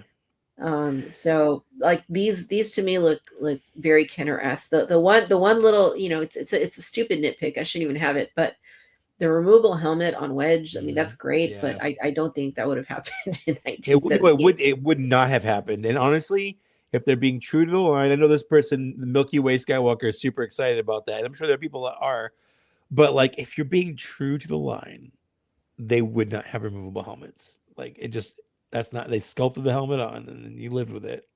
Yeah. It's true. It is. But it still looks neat. Yeah, it's still neat. I'm still going to pick those up. I buy all the classic trilogy retro dudes and put them on the shelf together. But, yeah, I mean, it's neat. I would like to see them do, I was going to say like more like Cantina characters and stuff. I mean, I don't want to sound too greedy because I'm happy to have like some in TVC, right? Okay, hold on. Tonica Sisters retro collection. Come on. Yeah, so at SDCC last year, I did mention that to them. They actually put me on the spot. It was Chris Rife. He put me on the spot because I was finishing my Q&A with them, and I think it was like the last question. He you know, they usually don't ask you questions. You're asking. Yeah, that's weird when they ask you when they turn the table on you. Yeah. Yeah, and he's like, so Victoria, what is the next Tonica Sisters? And I'm like, huh? And so I said, oh, Tonica Sisters in retro collection, Tonic Sisters and Black series. Like, I would buy a Black, just upscale the ones they just made into Black series. It's perfect, done. Like I would buy an heartbeat. Hell yeah, I would buy an army of them too, just because. Charge me $50. I don't care for both of them. Yeah, just to do it. That'd be a nice 2-pack. Yeah. But that wasn't seriously my answer. I still don't think I really have an answer to that question. But yeah, that would be cool to get them like proper like Kenner style figures of them to add into the. I don't know. Put them over there on the shelf somewhere. Yeah. Not in a bin. Not in a bin. Those would not go. Those would certainly not go in a bin. They would. No, they would never. Yeah, only the spares maybe, but that's about it. Cool. So retro collection, and I think after that, is that it? Is that all Hasbro did? There was the tease, the vintage collection tease. They didn't show it. That one right there. This guy. Okay. Yeah. Well, it was just a card that's sitting there. Right. So I don't know if that was an accident or if that was like deliberate. Like, hey, let's see who takes a photo of this. Kind of. No, they did that on purpose. 100%. They put that there just to like show it off. Otherwise, like someone would have seen it and pulled it. That's true. So the vintage collection Ore and Geonosian Picador. So it teased that this will be in TVC at some point, presumably this year, as part of the Battle of Geonosis theme that they're doing for TVC. Which is cool. I like that I like that they pick something and kind of go in all that year, so you kind of know what you're in for the year, right? For the most part, it's cool. I mean, it's about the size, I think, of the Howler that Sabine with Sabine that pack. It's about the same size, I guess. So yeah, it makes sense. I've said it before. I don't know that Battle of Geonosis would have been my personal like preference for a theme. I think I love like stuff from the prequels, but I think there's other things that maybe I would have liked, but that's just me. Who am I? But you're Victoria. Come on. You're not no one. Yeah, so it's neat. I mean, obviously I would pick this up and put it on the shelf and enjoy it, but yeah, more beasts. Did you get the gunship? I did back the gunship. Mm-hmm. So you'll have a nice little display, I guess, if you want to, of all your Battle of Geonosis guys. Yes, that is true. That is absolutely true. Would be a very nice. That's the other thing. It's like, shoot, that thing's coming at some point, maybe later this year, and it's like, where is that gonna go? Yeah, where is that gonna go? You're gonna hang it from your ceiling? I guess I'm gonna have to. That's the only place where there's nothing. So put it upside down. Start using the ceiling space. Yeah, you got to maximize that. I'm trying to figure out because I got that Mythic Legion's dragon coming sometime this year, and I've got no idea where I'm gonna put it. It's so big. It's so big. It's just honestly causing me stress. Yeah, it does. It's real. It can be stressful. Yeah, first world problems. Really, it really is. It's the worst, dumbest problem anyone's ever had. That they're stressed out over where they're going to put a toy they spent hundreds of dollars on. Yep. Love Coast Graphics says Belsh, Leia, and Stormy Luke had removable helmets. Yes, they did, but those were not. Those were not A New Hope. Those were not A New Hope. Yeah, I think that is the difference. There it's from A New Hope. So in my head, it's coming out in the 70s instead of the 80s. Right. But I guess in theory, they could have gone back and redone older figures from A New Hope in like 1984 or whatever. True. They could have done that. Maybe in an alternate timeline they did do that, but maybe.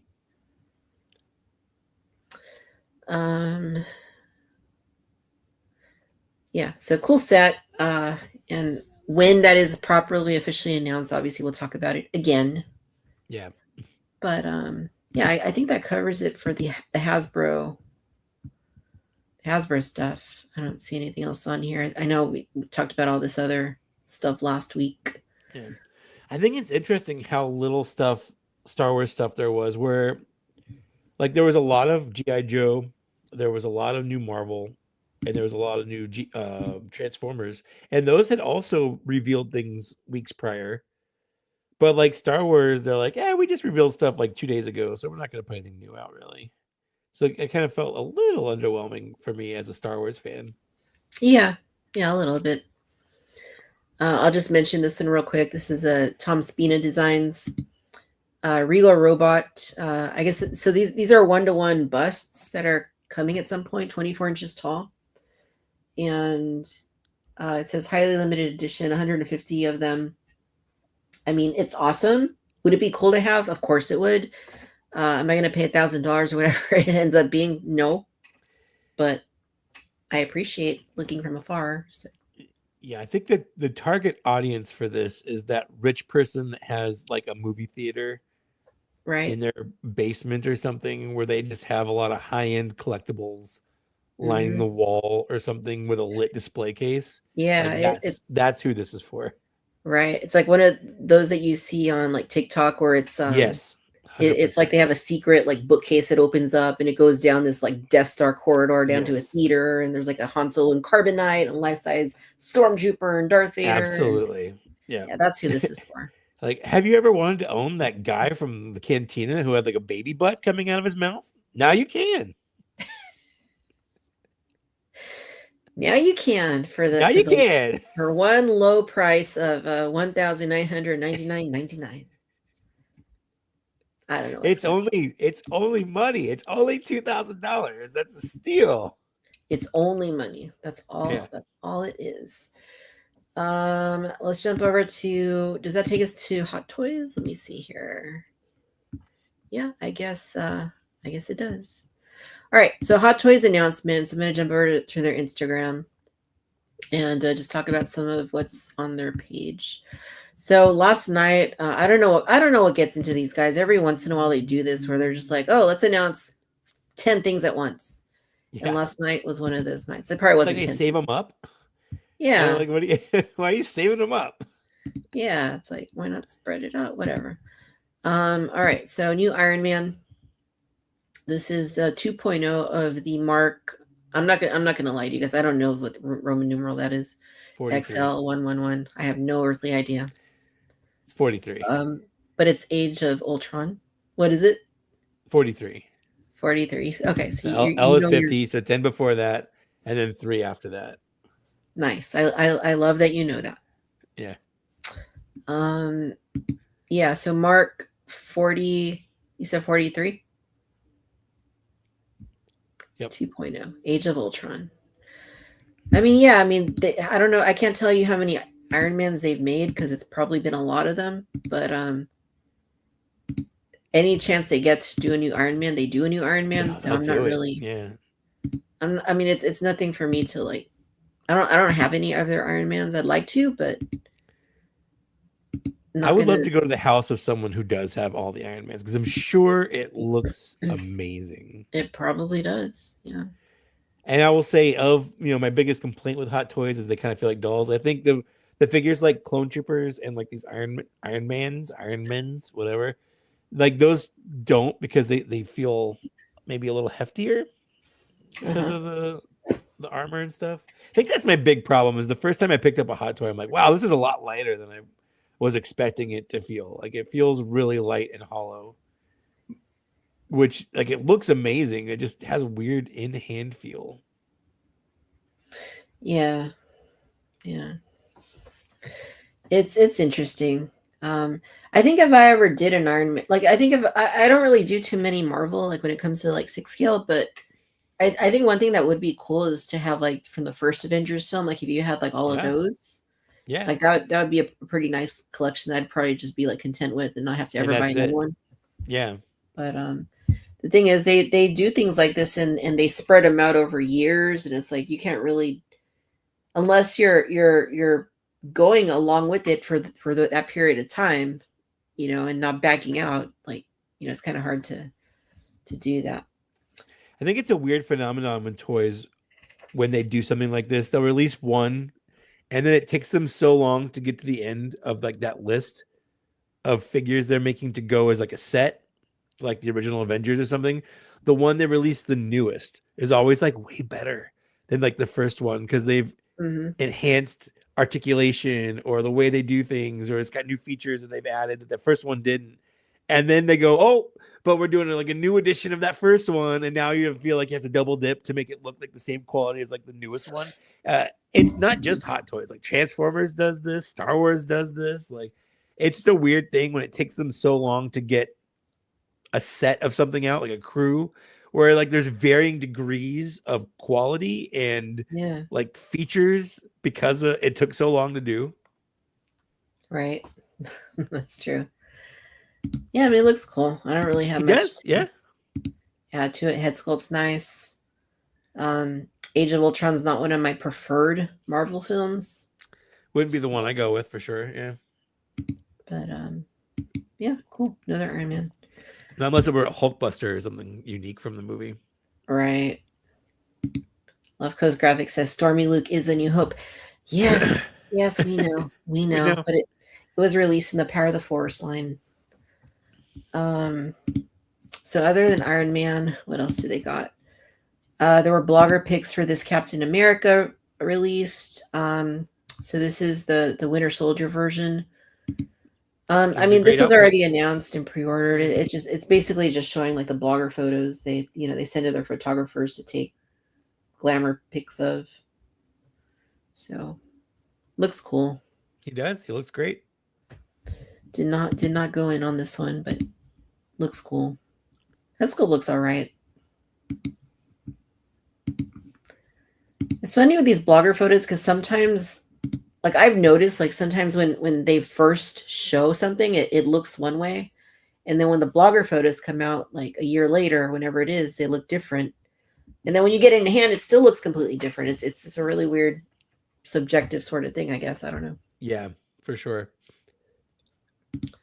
Yeah, it looks like one of those that's like almost there in these photos. But I mean, neat looking figure, but again, not something that I would gravitate to personally.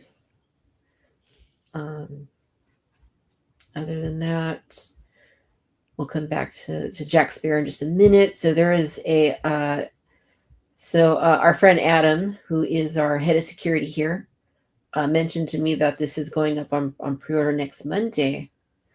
But this is the Avengers, again, Age of Ultron. It's the very first Thor artisan figure. So he's going to have the wool rooted hair. And yeah, looks cool. It looks like How does that hair always look in person though? Like in these pictures, it looks fantastic, but what happens when you get it in hand? I don't have all of them, but like I have the Joker and like the Dark Knight Joker, and that one, it looks really good. Okay. I've never had to do anything with it. I know some people like to like hit them with water and kind of style them a little bit because they have kind of like almost something like a gel that they already have in their hair. But okay. I've never done that. I have the Anakin as well, and that one's fine. Like I've never had to do anything to it. But yeah, I know the soft hair isn't for everybody. Some people are sculpted. Sometimes the sculpted looks better, I would say, but some people would say, no, Victoria, you're absolutely wrong because rooted hair looks better. But yeah, it also doesn't mess with articulation, which is nice. Yeah. Yeah, he does. Lots of articulation. He's got, I think it's that silicone body where you can, you don't see the joints, but he's also got the alternate arms. So you can have him looking like he's wearing sleeves or whatever it is. Chainmail. I have no idea. Yeah, looks pretty rad. Yeah, looks good. Not gonna lie. Yeah. I'm curious who's going to try and get this one, but I don't think I am because again, I'm already my attention's already split in too many directions, so I just can't do it. But you can't collect everything. Nope, I can't have that life-size haunted carbonite. Nope. Like that's the kind of thing that if you had a life-size haunted carbonite, you'd probably have like 3 collectibles. Maybe you'd have like that, and you might have like the Ponza Baba head. and then you might have like an icons or not even icons EFX lightsaber. Yeah, it's a very like, this is my Star Wars corner. I've got these things in it, and that's it. That's all I want. Here's my $10,000 movie theater that we watch. That we watch these movies. Pixar movies on. Yeah. He looks good. No doubt about it. He looks really nice. But yeah. Again, Age of Ultron, no, gonna pass on those. But the let me jump over to Sideshow's site because we can get better pictures of this last one, because they actually did put it up for pre-order in the early hours of the AM. Hi, Ken. Howdy, Ken. How's it going? On his front door. Perfect. We would all know where he lives. All right, so let's jump over to this guy over here. And this is going to be our pal Jack Sparrow. And this is the Pelagostus Chief Jack Sparrow figure. $300 price tag, which I gotta say is less than I thought it was going to be.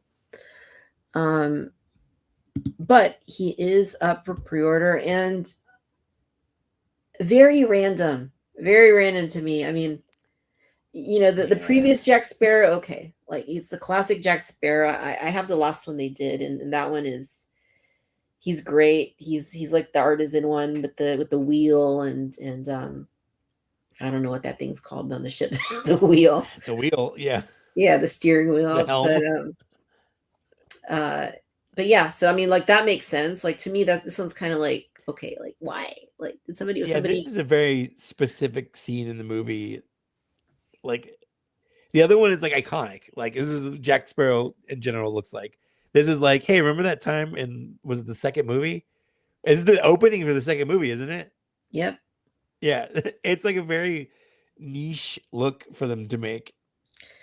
Yeah, it's interesting. I mean, it wouldn't have been my preference. I much rather would have liked to have seen more characters that are not Jack Sparrow, but there's so many good characters in that movie. I know give us Orlando Bloom. Like, come on. Yes.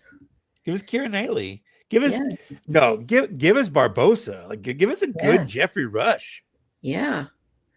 Give us Davy Jones. Yeah. The only other Jack Sparrow I feel like I would have liked to, I'd like to see them do at some point would be his, like the skeleton version where he gets cursed. That would be cool. 100%. That would be awesome.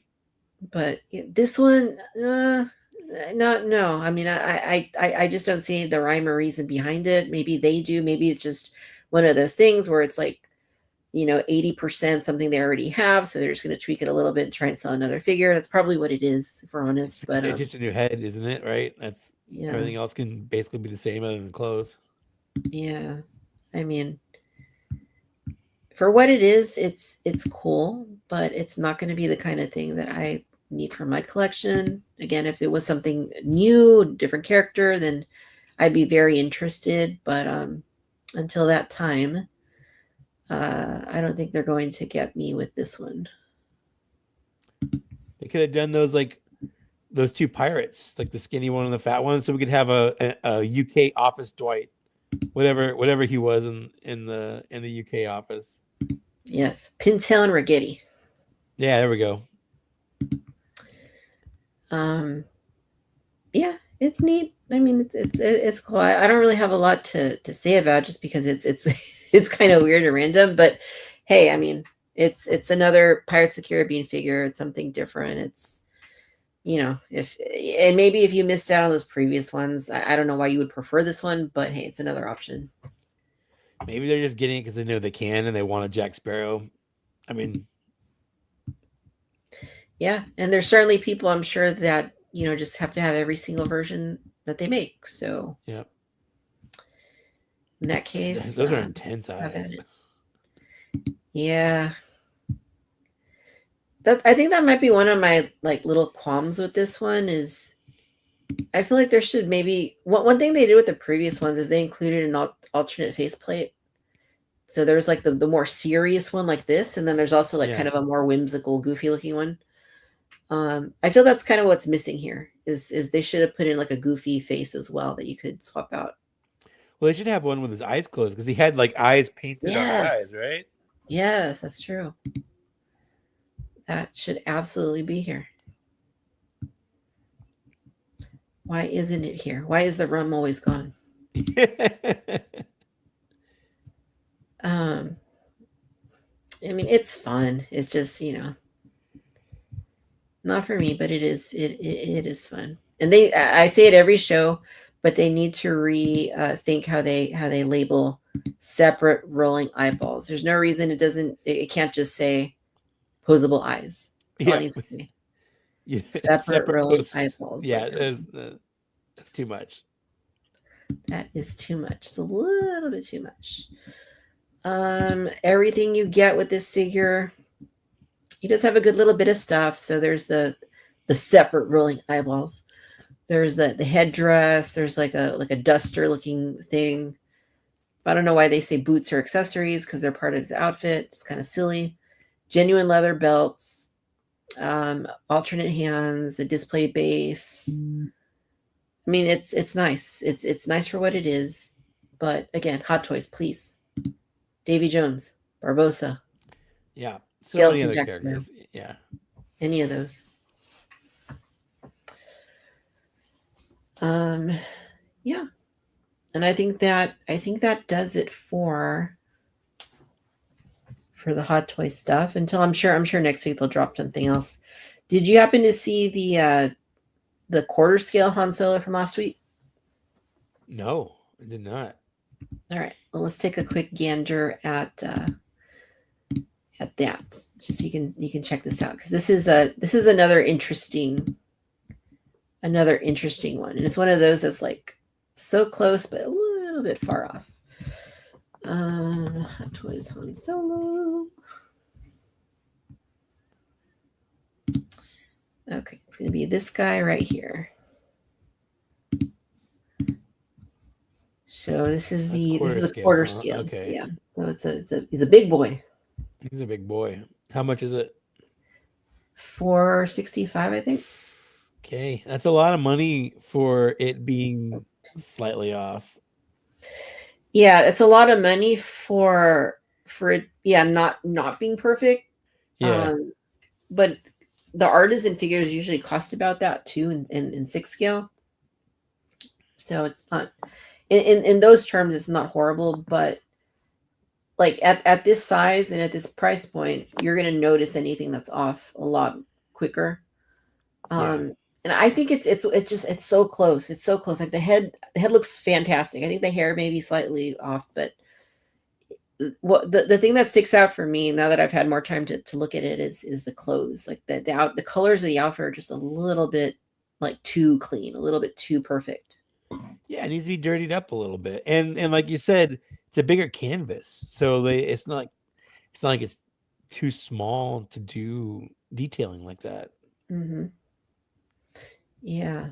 Like his shirt should definitely be a little bit more like yellowy, tannish, beige. He sleeps in that shirt. We all know he sleeps in that shirt. Oh yeah, for sure. We know that he cuddles up with Chewie in the Falcon. That's right. And well, just the same way I would do with my dog. It's like he does that. We know that. So that's my problem with a Han Solo is if I ever wanted a Han Solo Hot Toy, I'd want a Chewbacca. And I genuinely don't think Hot Toys can make a good Chewbacca. Everyone I've seen, I just think they look awful. Yeah. Yeah. I mean, they've probably gotten a little bit better, but I don't know, the one they just did for Empire Strikes Back, I think the face just looks so off. I don't know what it just does not look like Chewbacca. It looks like a cheap Halloween mask Chewbacca. like a Bigfoot. Yeah. Harry and the Hendersons. That's it. Yeah, they've gotten better. I mean, like if you look at the Force Awakens one that they did compared to the Empire Strikes Back, like they've come a long way. But yeah, there's still a good ways for them to go before I think anyone could say, "Oh, that looks spitting image of Chewbacca."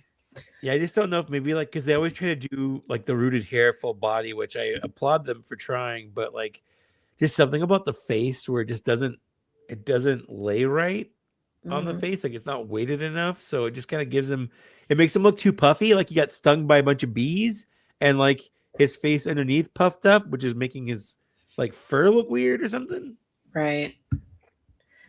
Yeah, it's true. Mary But I raises. mean, this looks good. I don't want to like if someone's watching this and they bought this, like I'm not saying this looks bad. Like this looks good, 100%. It does. It This looks is great. yeah. But I Looks do great. agree it needs to be a little bit more dirty. This is like Han Solo just bought a brand new outfit. This is the first day he's ever worn it. Like Right. and Yeah, exactly. at some point that was true. Like that was a new outfit at some point. It was. This is a good point from Mary. No quarter scale for me. Also, the face sculpt is the same as the 1/6 scale Empire Strikes Back head sculpt I have on pre-order. Yeah, so they did reuse this head. And I know one of the complaints when they announced that figure last year was that it looked more like A New Hope Han Solo than Empire Han Solo. Interesting. So it makes sense that they would have that head on this figure, but it doesn't make sense that it would be on that figure. So yeah, I mean, you know, it looks fairly similar, obviously, right? But there are some differences, like between the hair's different and a few other things between the films. Like somehow he looks like 10 years older in Return of the Jedi, but that's okay. It's true. I mean, going to the carbonite really aged him. It did. You would think it would preserve him. No, Right? opposite. No. Opposite. Ken says the expression is a little too blank, makes it seem like they caught Harrison between takes. I agree with that. Allison says, I'd so consider getting him, but the money is going to the Factory Entertainment BSG figures, Battlestar Galactica figures. Those are great. They do. Yeah, I mean, I don't know. The thing too is like quarter scale is just like 6 scale is already very hard to manage, you know, like a quarter scale figure. Like that's not going to fit like on a standard detail. You'd have to take one of the glasses out to get it to fit in there. But I mean, I guess you could put it on its own shelf, but yeah, I've got quarter scale Ninja Turtles right here. Woo. I can't do it. I can't do it. I don't know. I can't turn my thumb that way, but they're up there, and they're so big. They take up so much room. Yeah, those are genuinely cool, though. They are. Yeah, I mean, I like it, but I mean, I just can't. And there's also the thing too. It's like, well, next year is the 50th of A New Hope. They're probably going to do this in 6 scale, which would be the preferred way for me to get him anyway.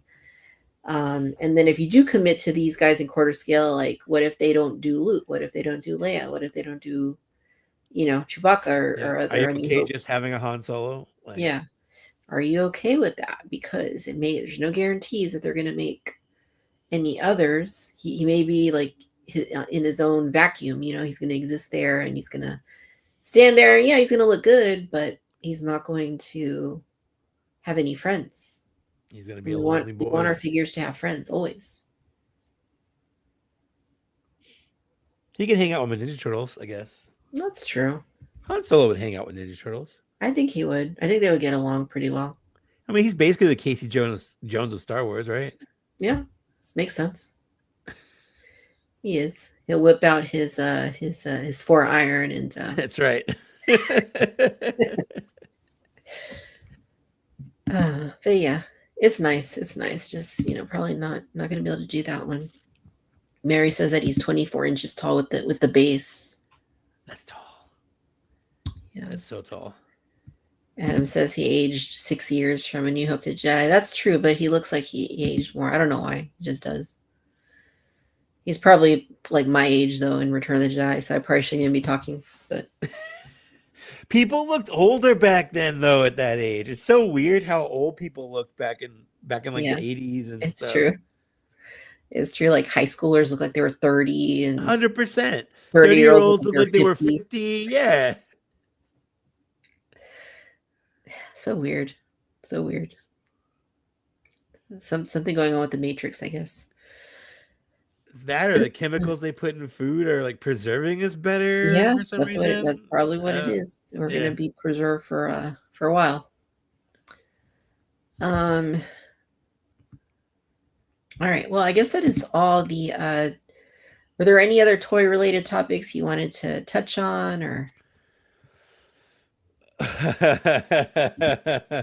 Did you hear about the Red Sonja controversy? no? Okay. I'm all ears. So, a couple days ago, like earlier this last week, Four Horsemen announced their like touring figure of the year, where every time they go to a convention, they're going to have a figure that's going to be exclusive, but it's going to be the same figure all year. And it's their legendary warrior, but it's their female body. Last year, it was the male body. It was like a barbarian.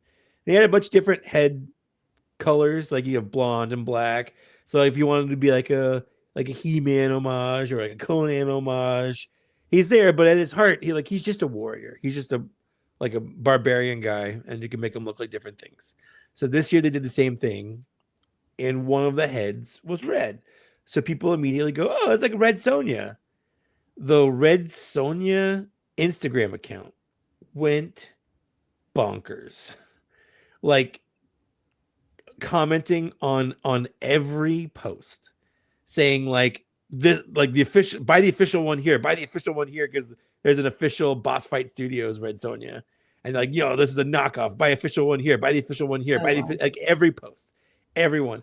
Dorklair on Instagram, they sent him just ridiculous messages saying that he needed to take those down. That they were going to sue him, stuff like that for infringing on their property rights and the license. And at the least, like, sure, is it homage to Red Sonja? Yeah, but like, it's just a warrior girl with red hair. Like, you can't own that.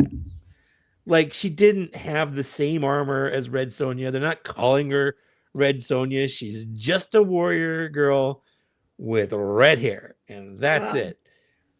But now Four Horsemen sort of capitulated because, like, sure, they could fight it and they'd probably win, but while it's in like litigation, they wouldn't be able to like sell it because they can't.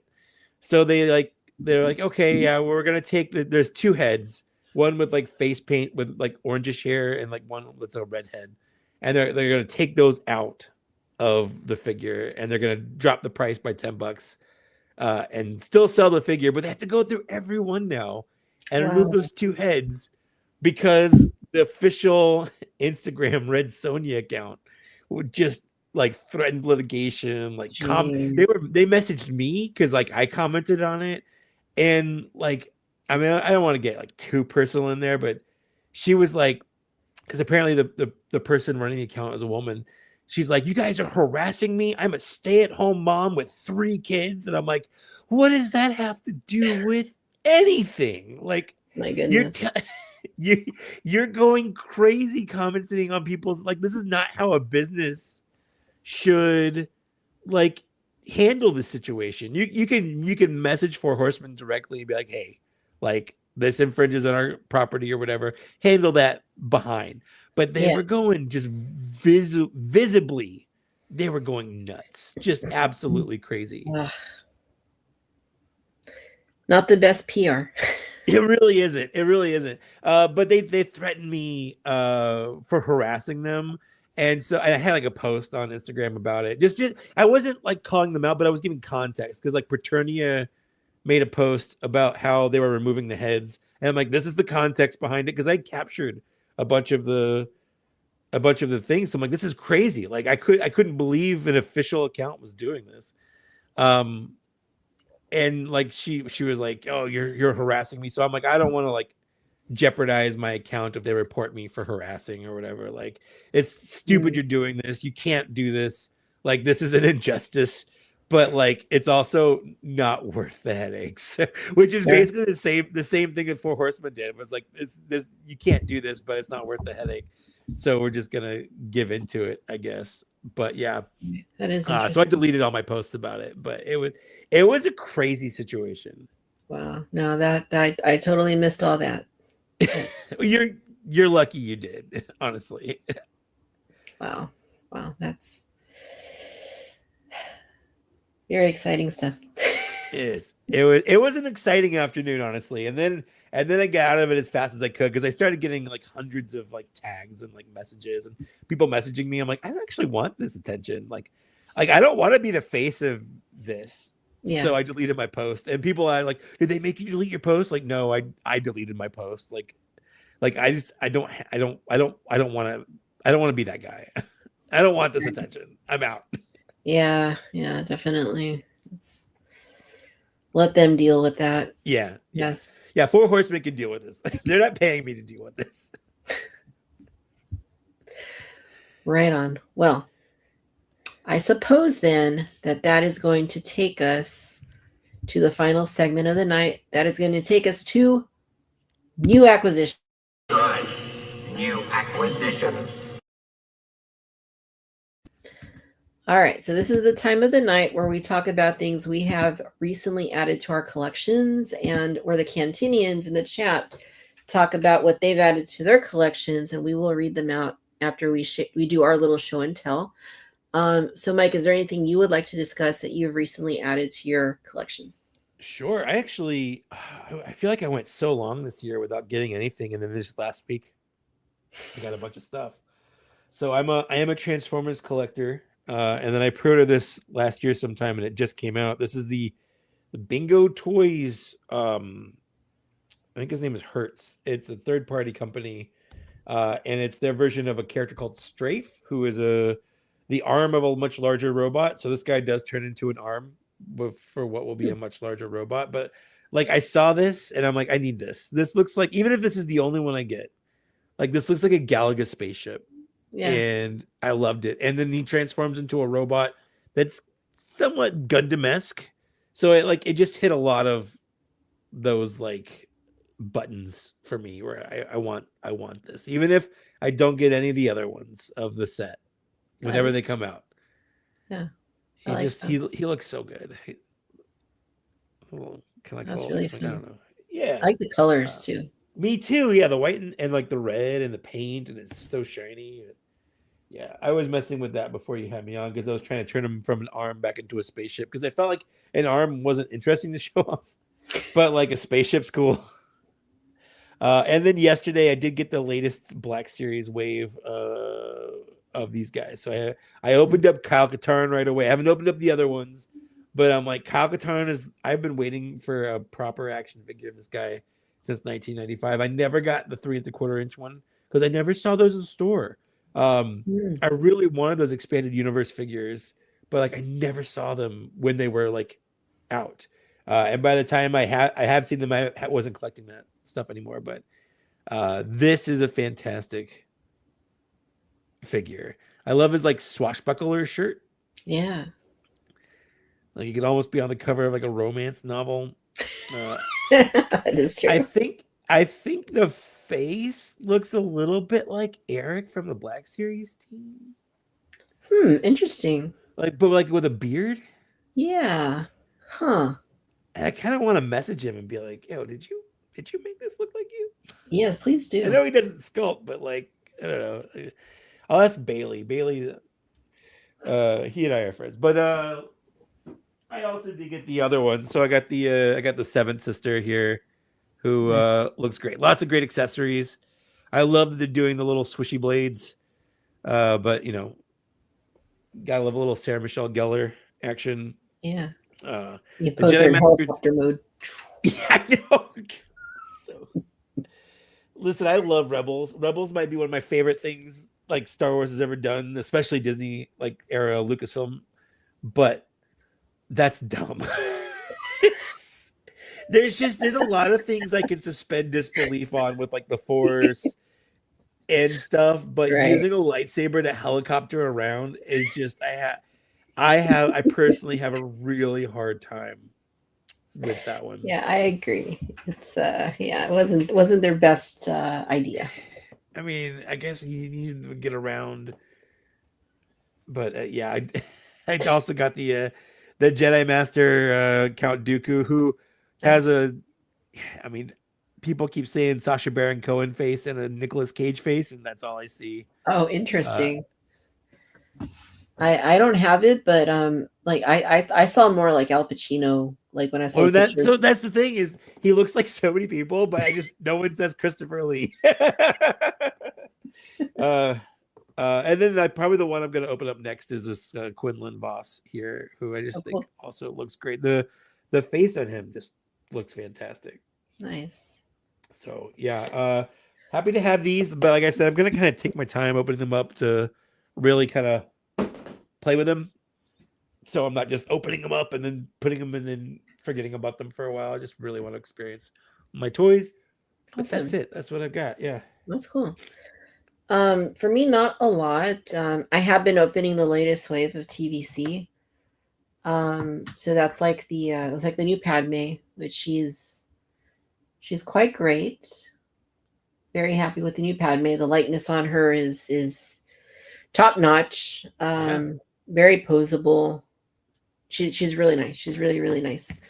You think they're ever going to do an arena version of her, or is that too risky? I would think so. I just feel like because this is specifically. I mean, she did look like that during the Battle of Geonosis until the Nexu got her. So it's not inaccurate, but I feel like the majority of that fight. I'm laughing because you mentioned the Nexu got her. It did. But like her yell, like it almost sounds like she's gonna throw up.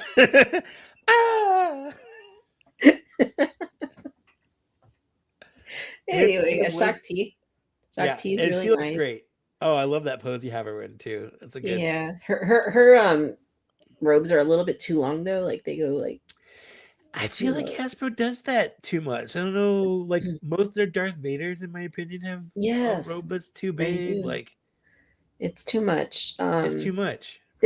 Save some money there, and then you know add a little detail somewhere else.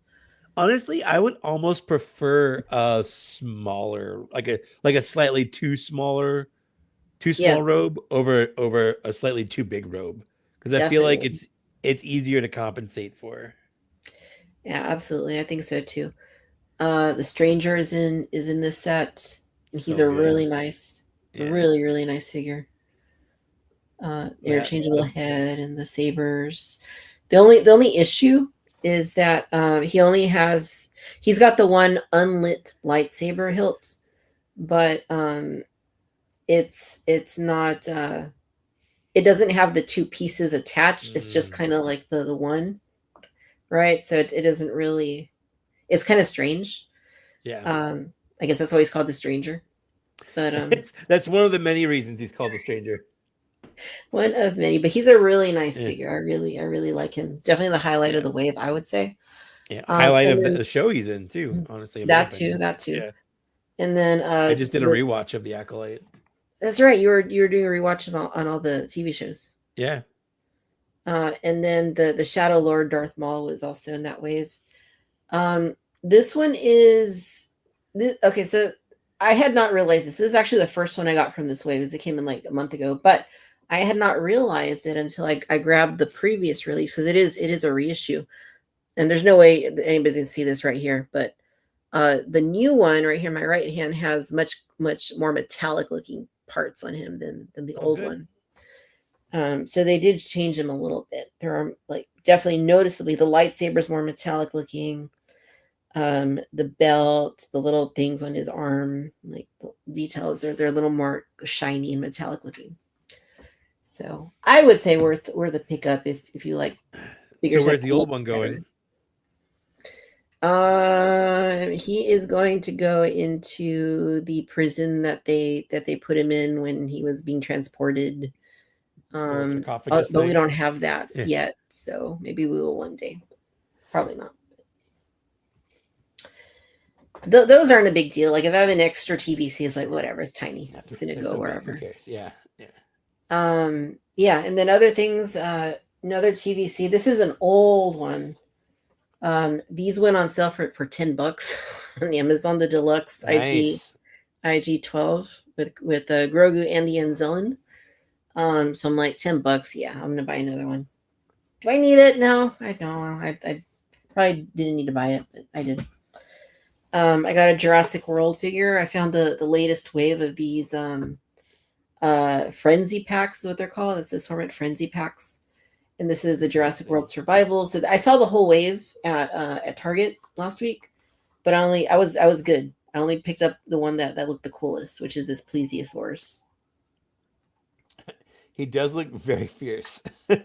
Yes, the bright green and the blue. Yeah, it looked cool. So I'm like, okay, I'm just gonna buy. I had them all in my arms. I was like, and then I was like, it's cool right now, Victoria, but in a month you're gonna be like, you probably didn't need to buy this. I'm like, yeah, that's right. Having conversations with myself. You still got one, and that's I still okay. got one. Yeah.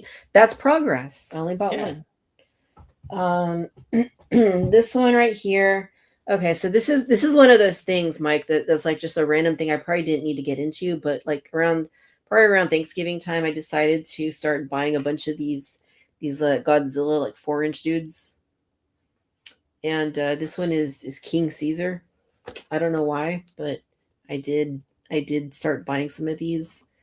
And I guess I just had the idea. I had one, and it was like a really bright, like glow in the dark green one. And I'm like, how cool would it look if I got a little shelf, like a tiny like floating shelf, and I put maybe like 5 of them on it, just different color Godzillas. Sure. And then now I have like 10 of these guys. So it spirals out of hand real fast. It does. Go figure. Probably didn't need to do that, but I did.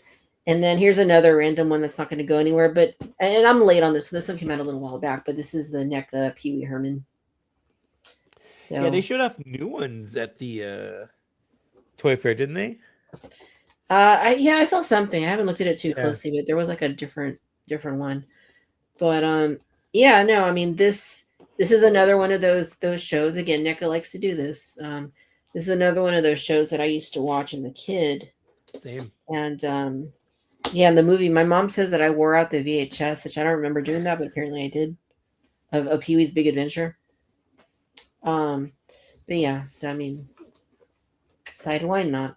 He can go on the random shelf that has things like I have like a single like a Jack Skellington, like a Diamond Select, and then I have like a Rocketeer, and then I have like one Alien, one Predator, just like random things that like a fun odds and ends. Yeah, just odds and ends where you don't need to buy a whole line. That's probably where Ronald McDonald, if I get him, should go.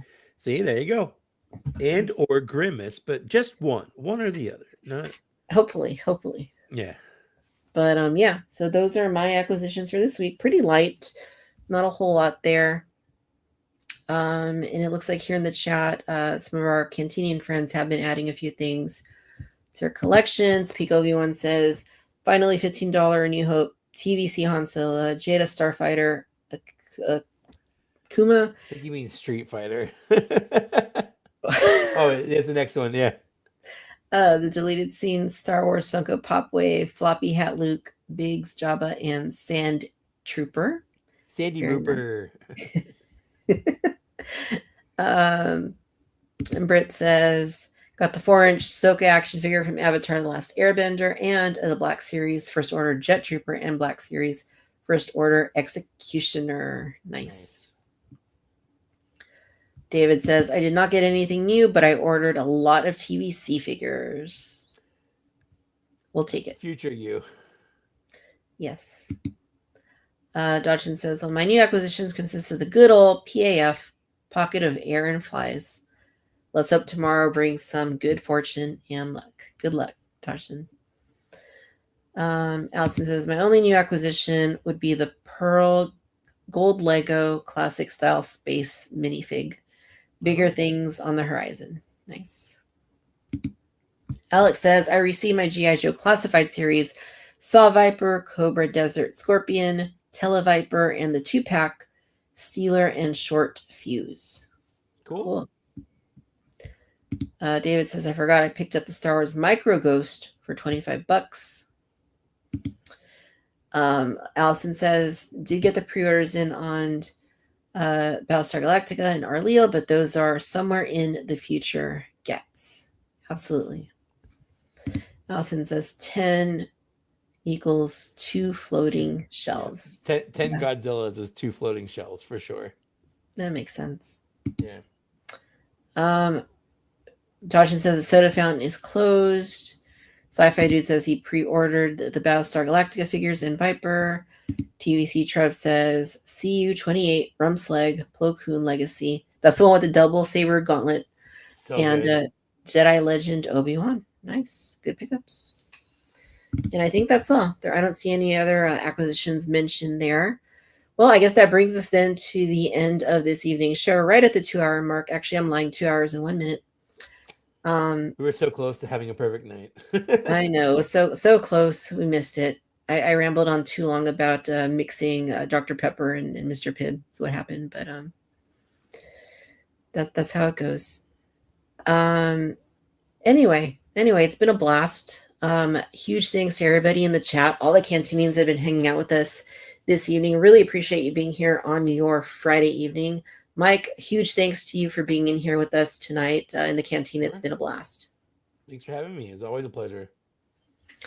And I do have a couple links down in the description, but where can our viewers go to look you up on the interwebs?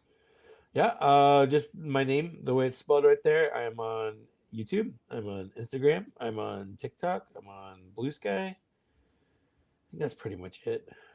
I post pictures, what I'm doing or what I just bought, or I have a video coming on the new Black Series Jango Fett at some point soon.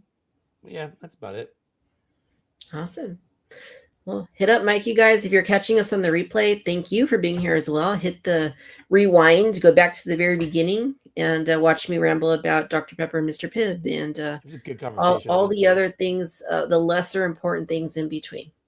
We definitely appreciate that. And always fun, you guys. Again, we'll be on next Thursday. Could be on a little bit later than normal. I'll let you guys know in advance. But in any shape, way, or form, whatever, thank you guys for being here. Really appreciate you. It's been fun. No matter where you're seeing it from out in the galaxy, thank you for watching Cantina Social Hour. We really, really appreciate you. Be well, be safe. May the force be with you. Spread kindness. Have fun. Enjoy your weekend. Get some rest. Take care. And we will catch you on the very next episode of the show. Bye, everybody. Bye. Got to throw these things in before I leave. I'll do it too. It's not working. I want a refund. There we go. There you go. Peace out, everybody. Thank you very much.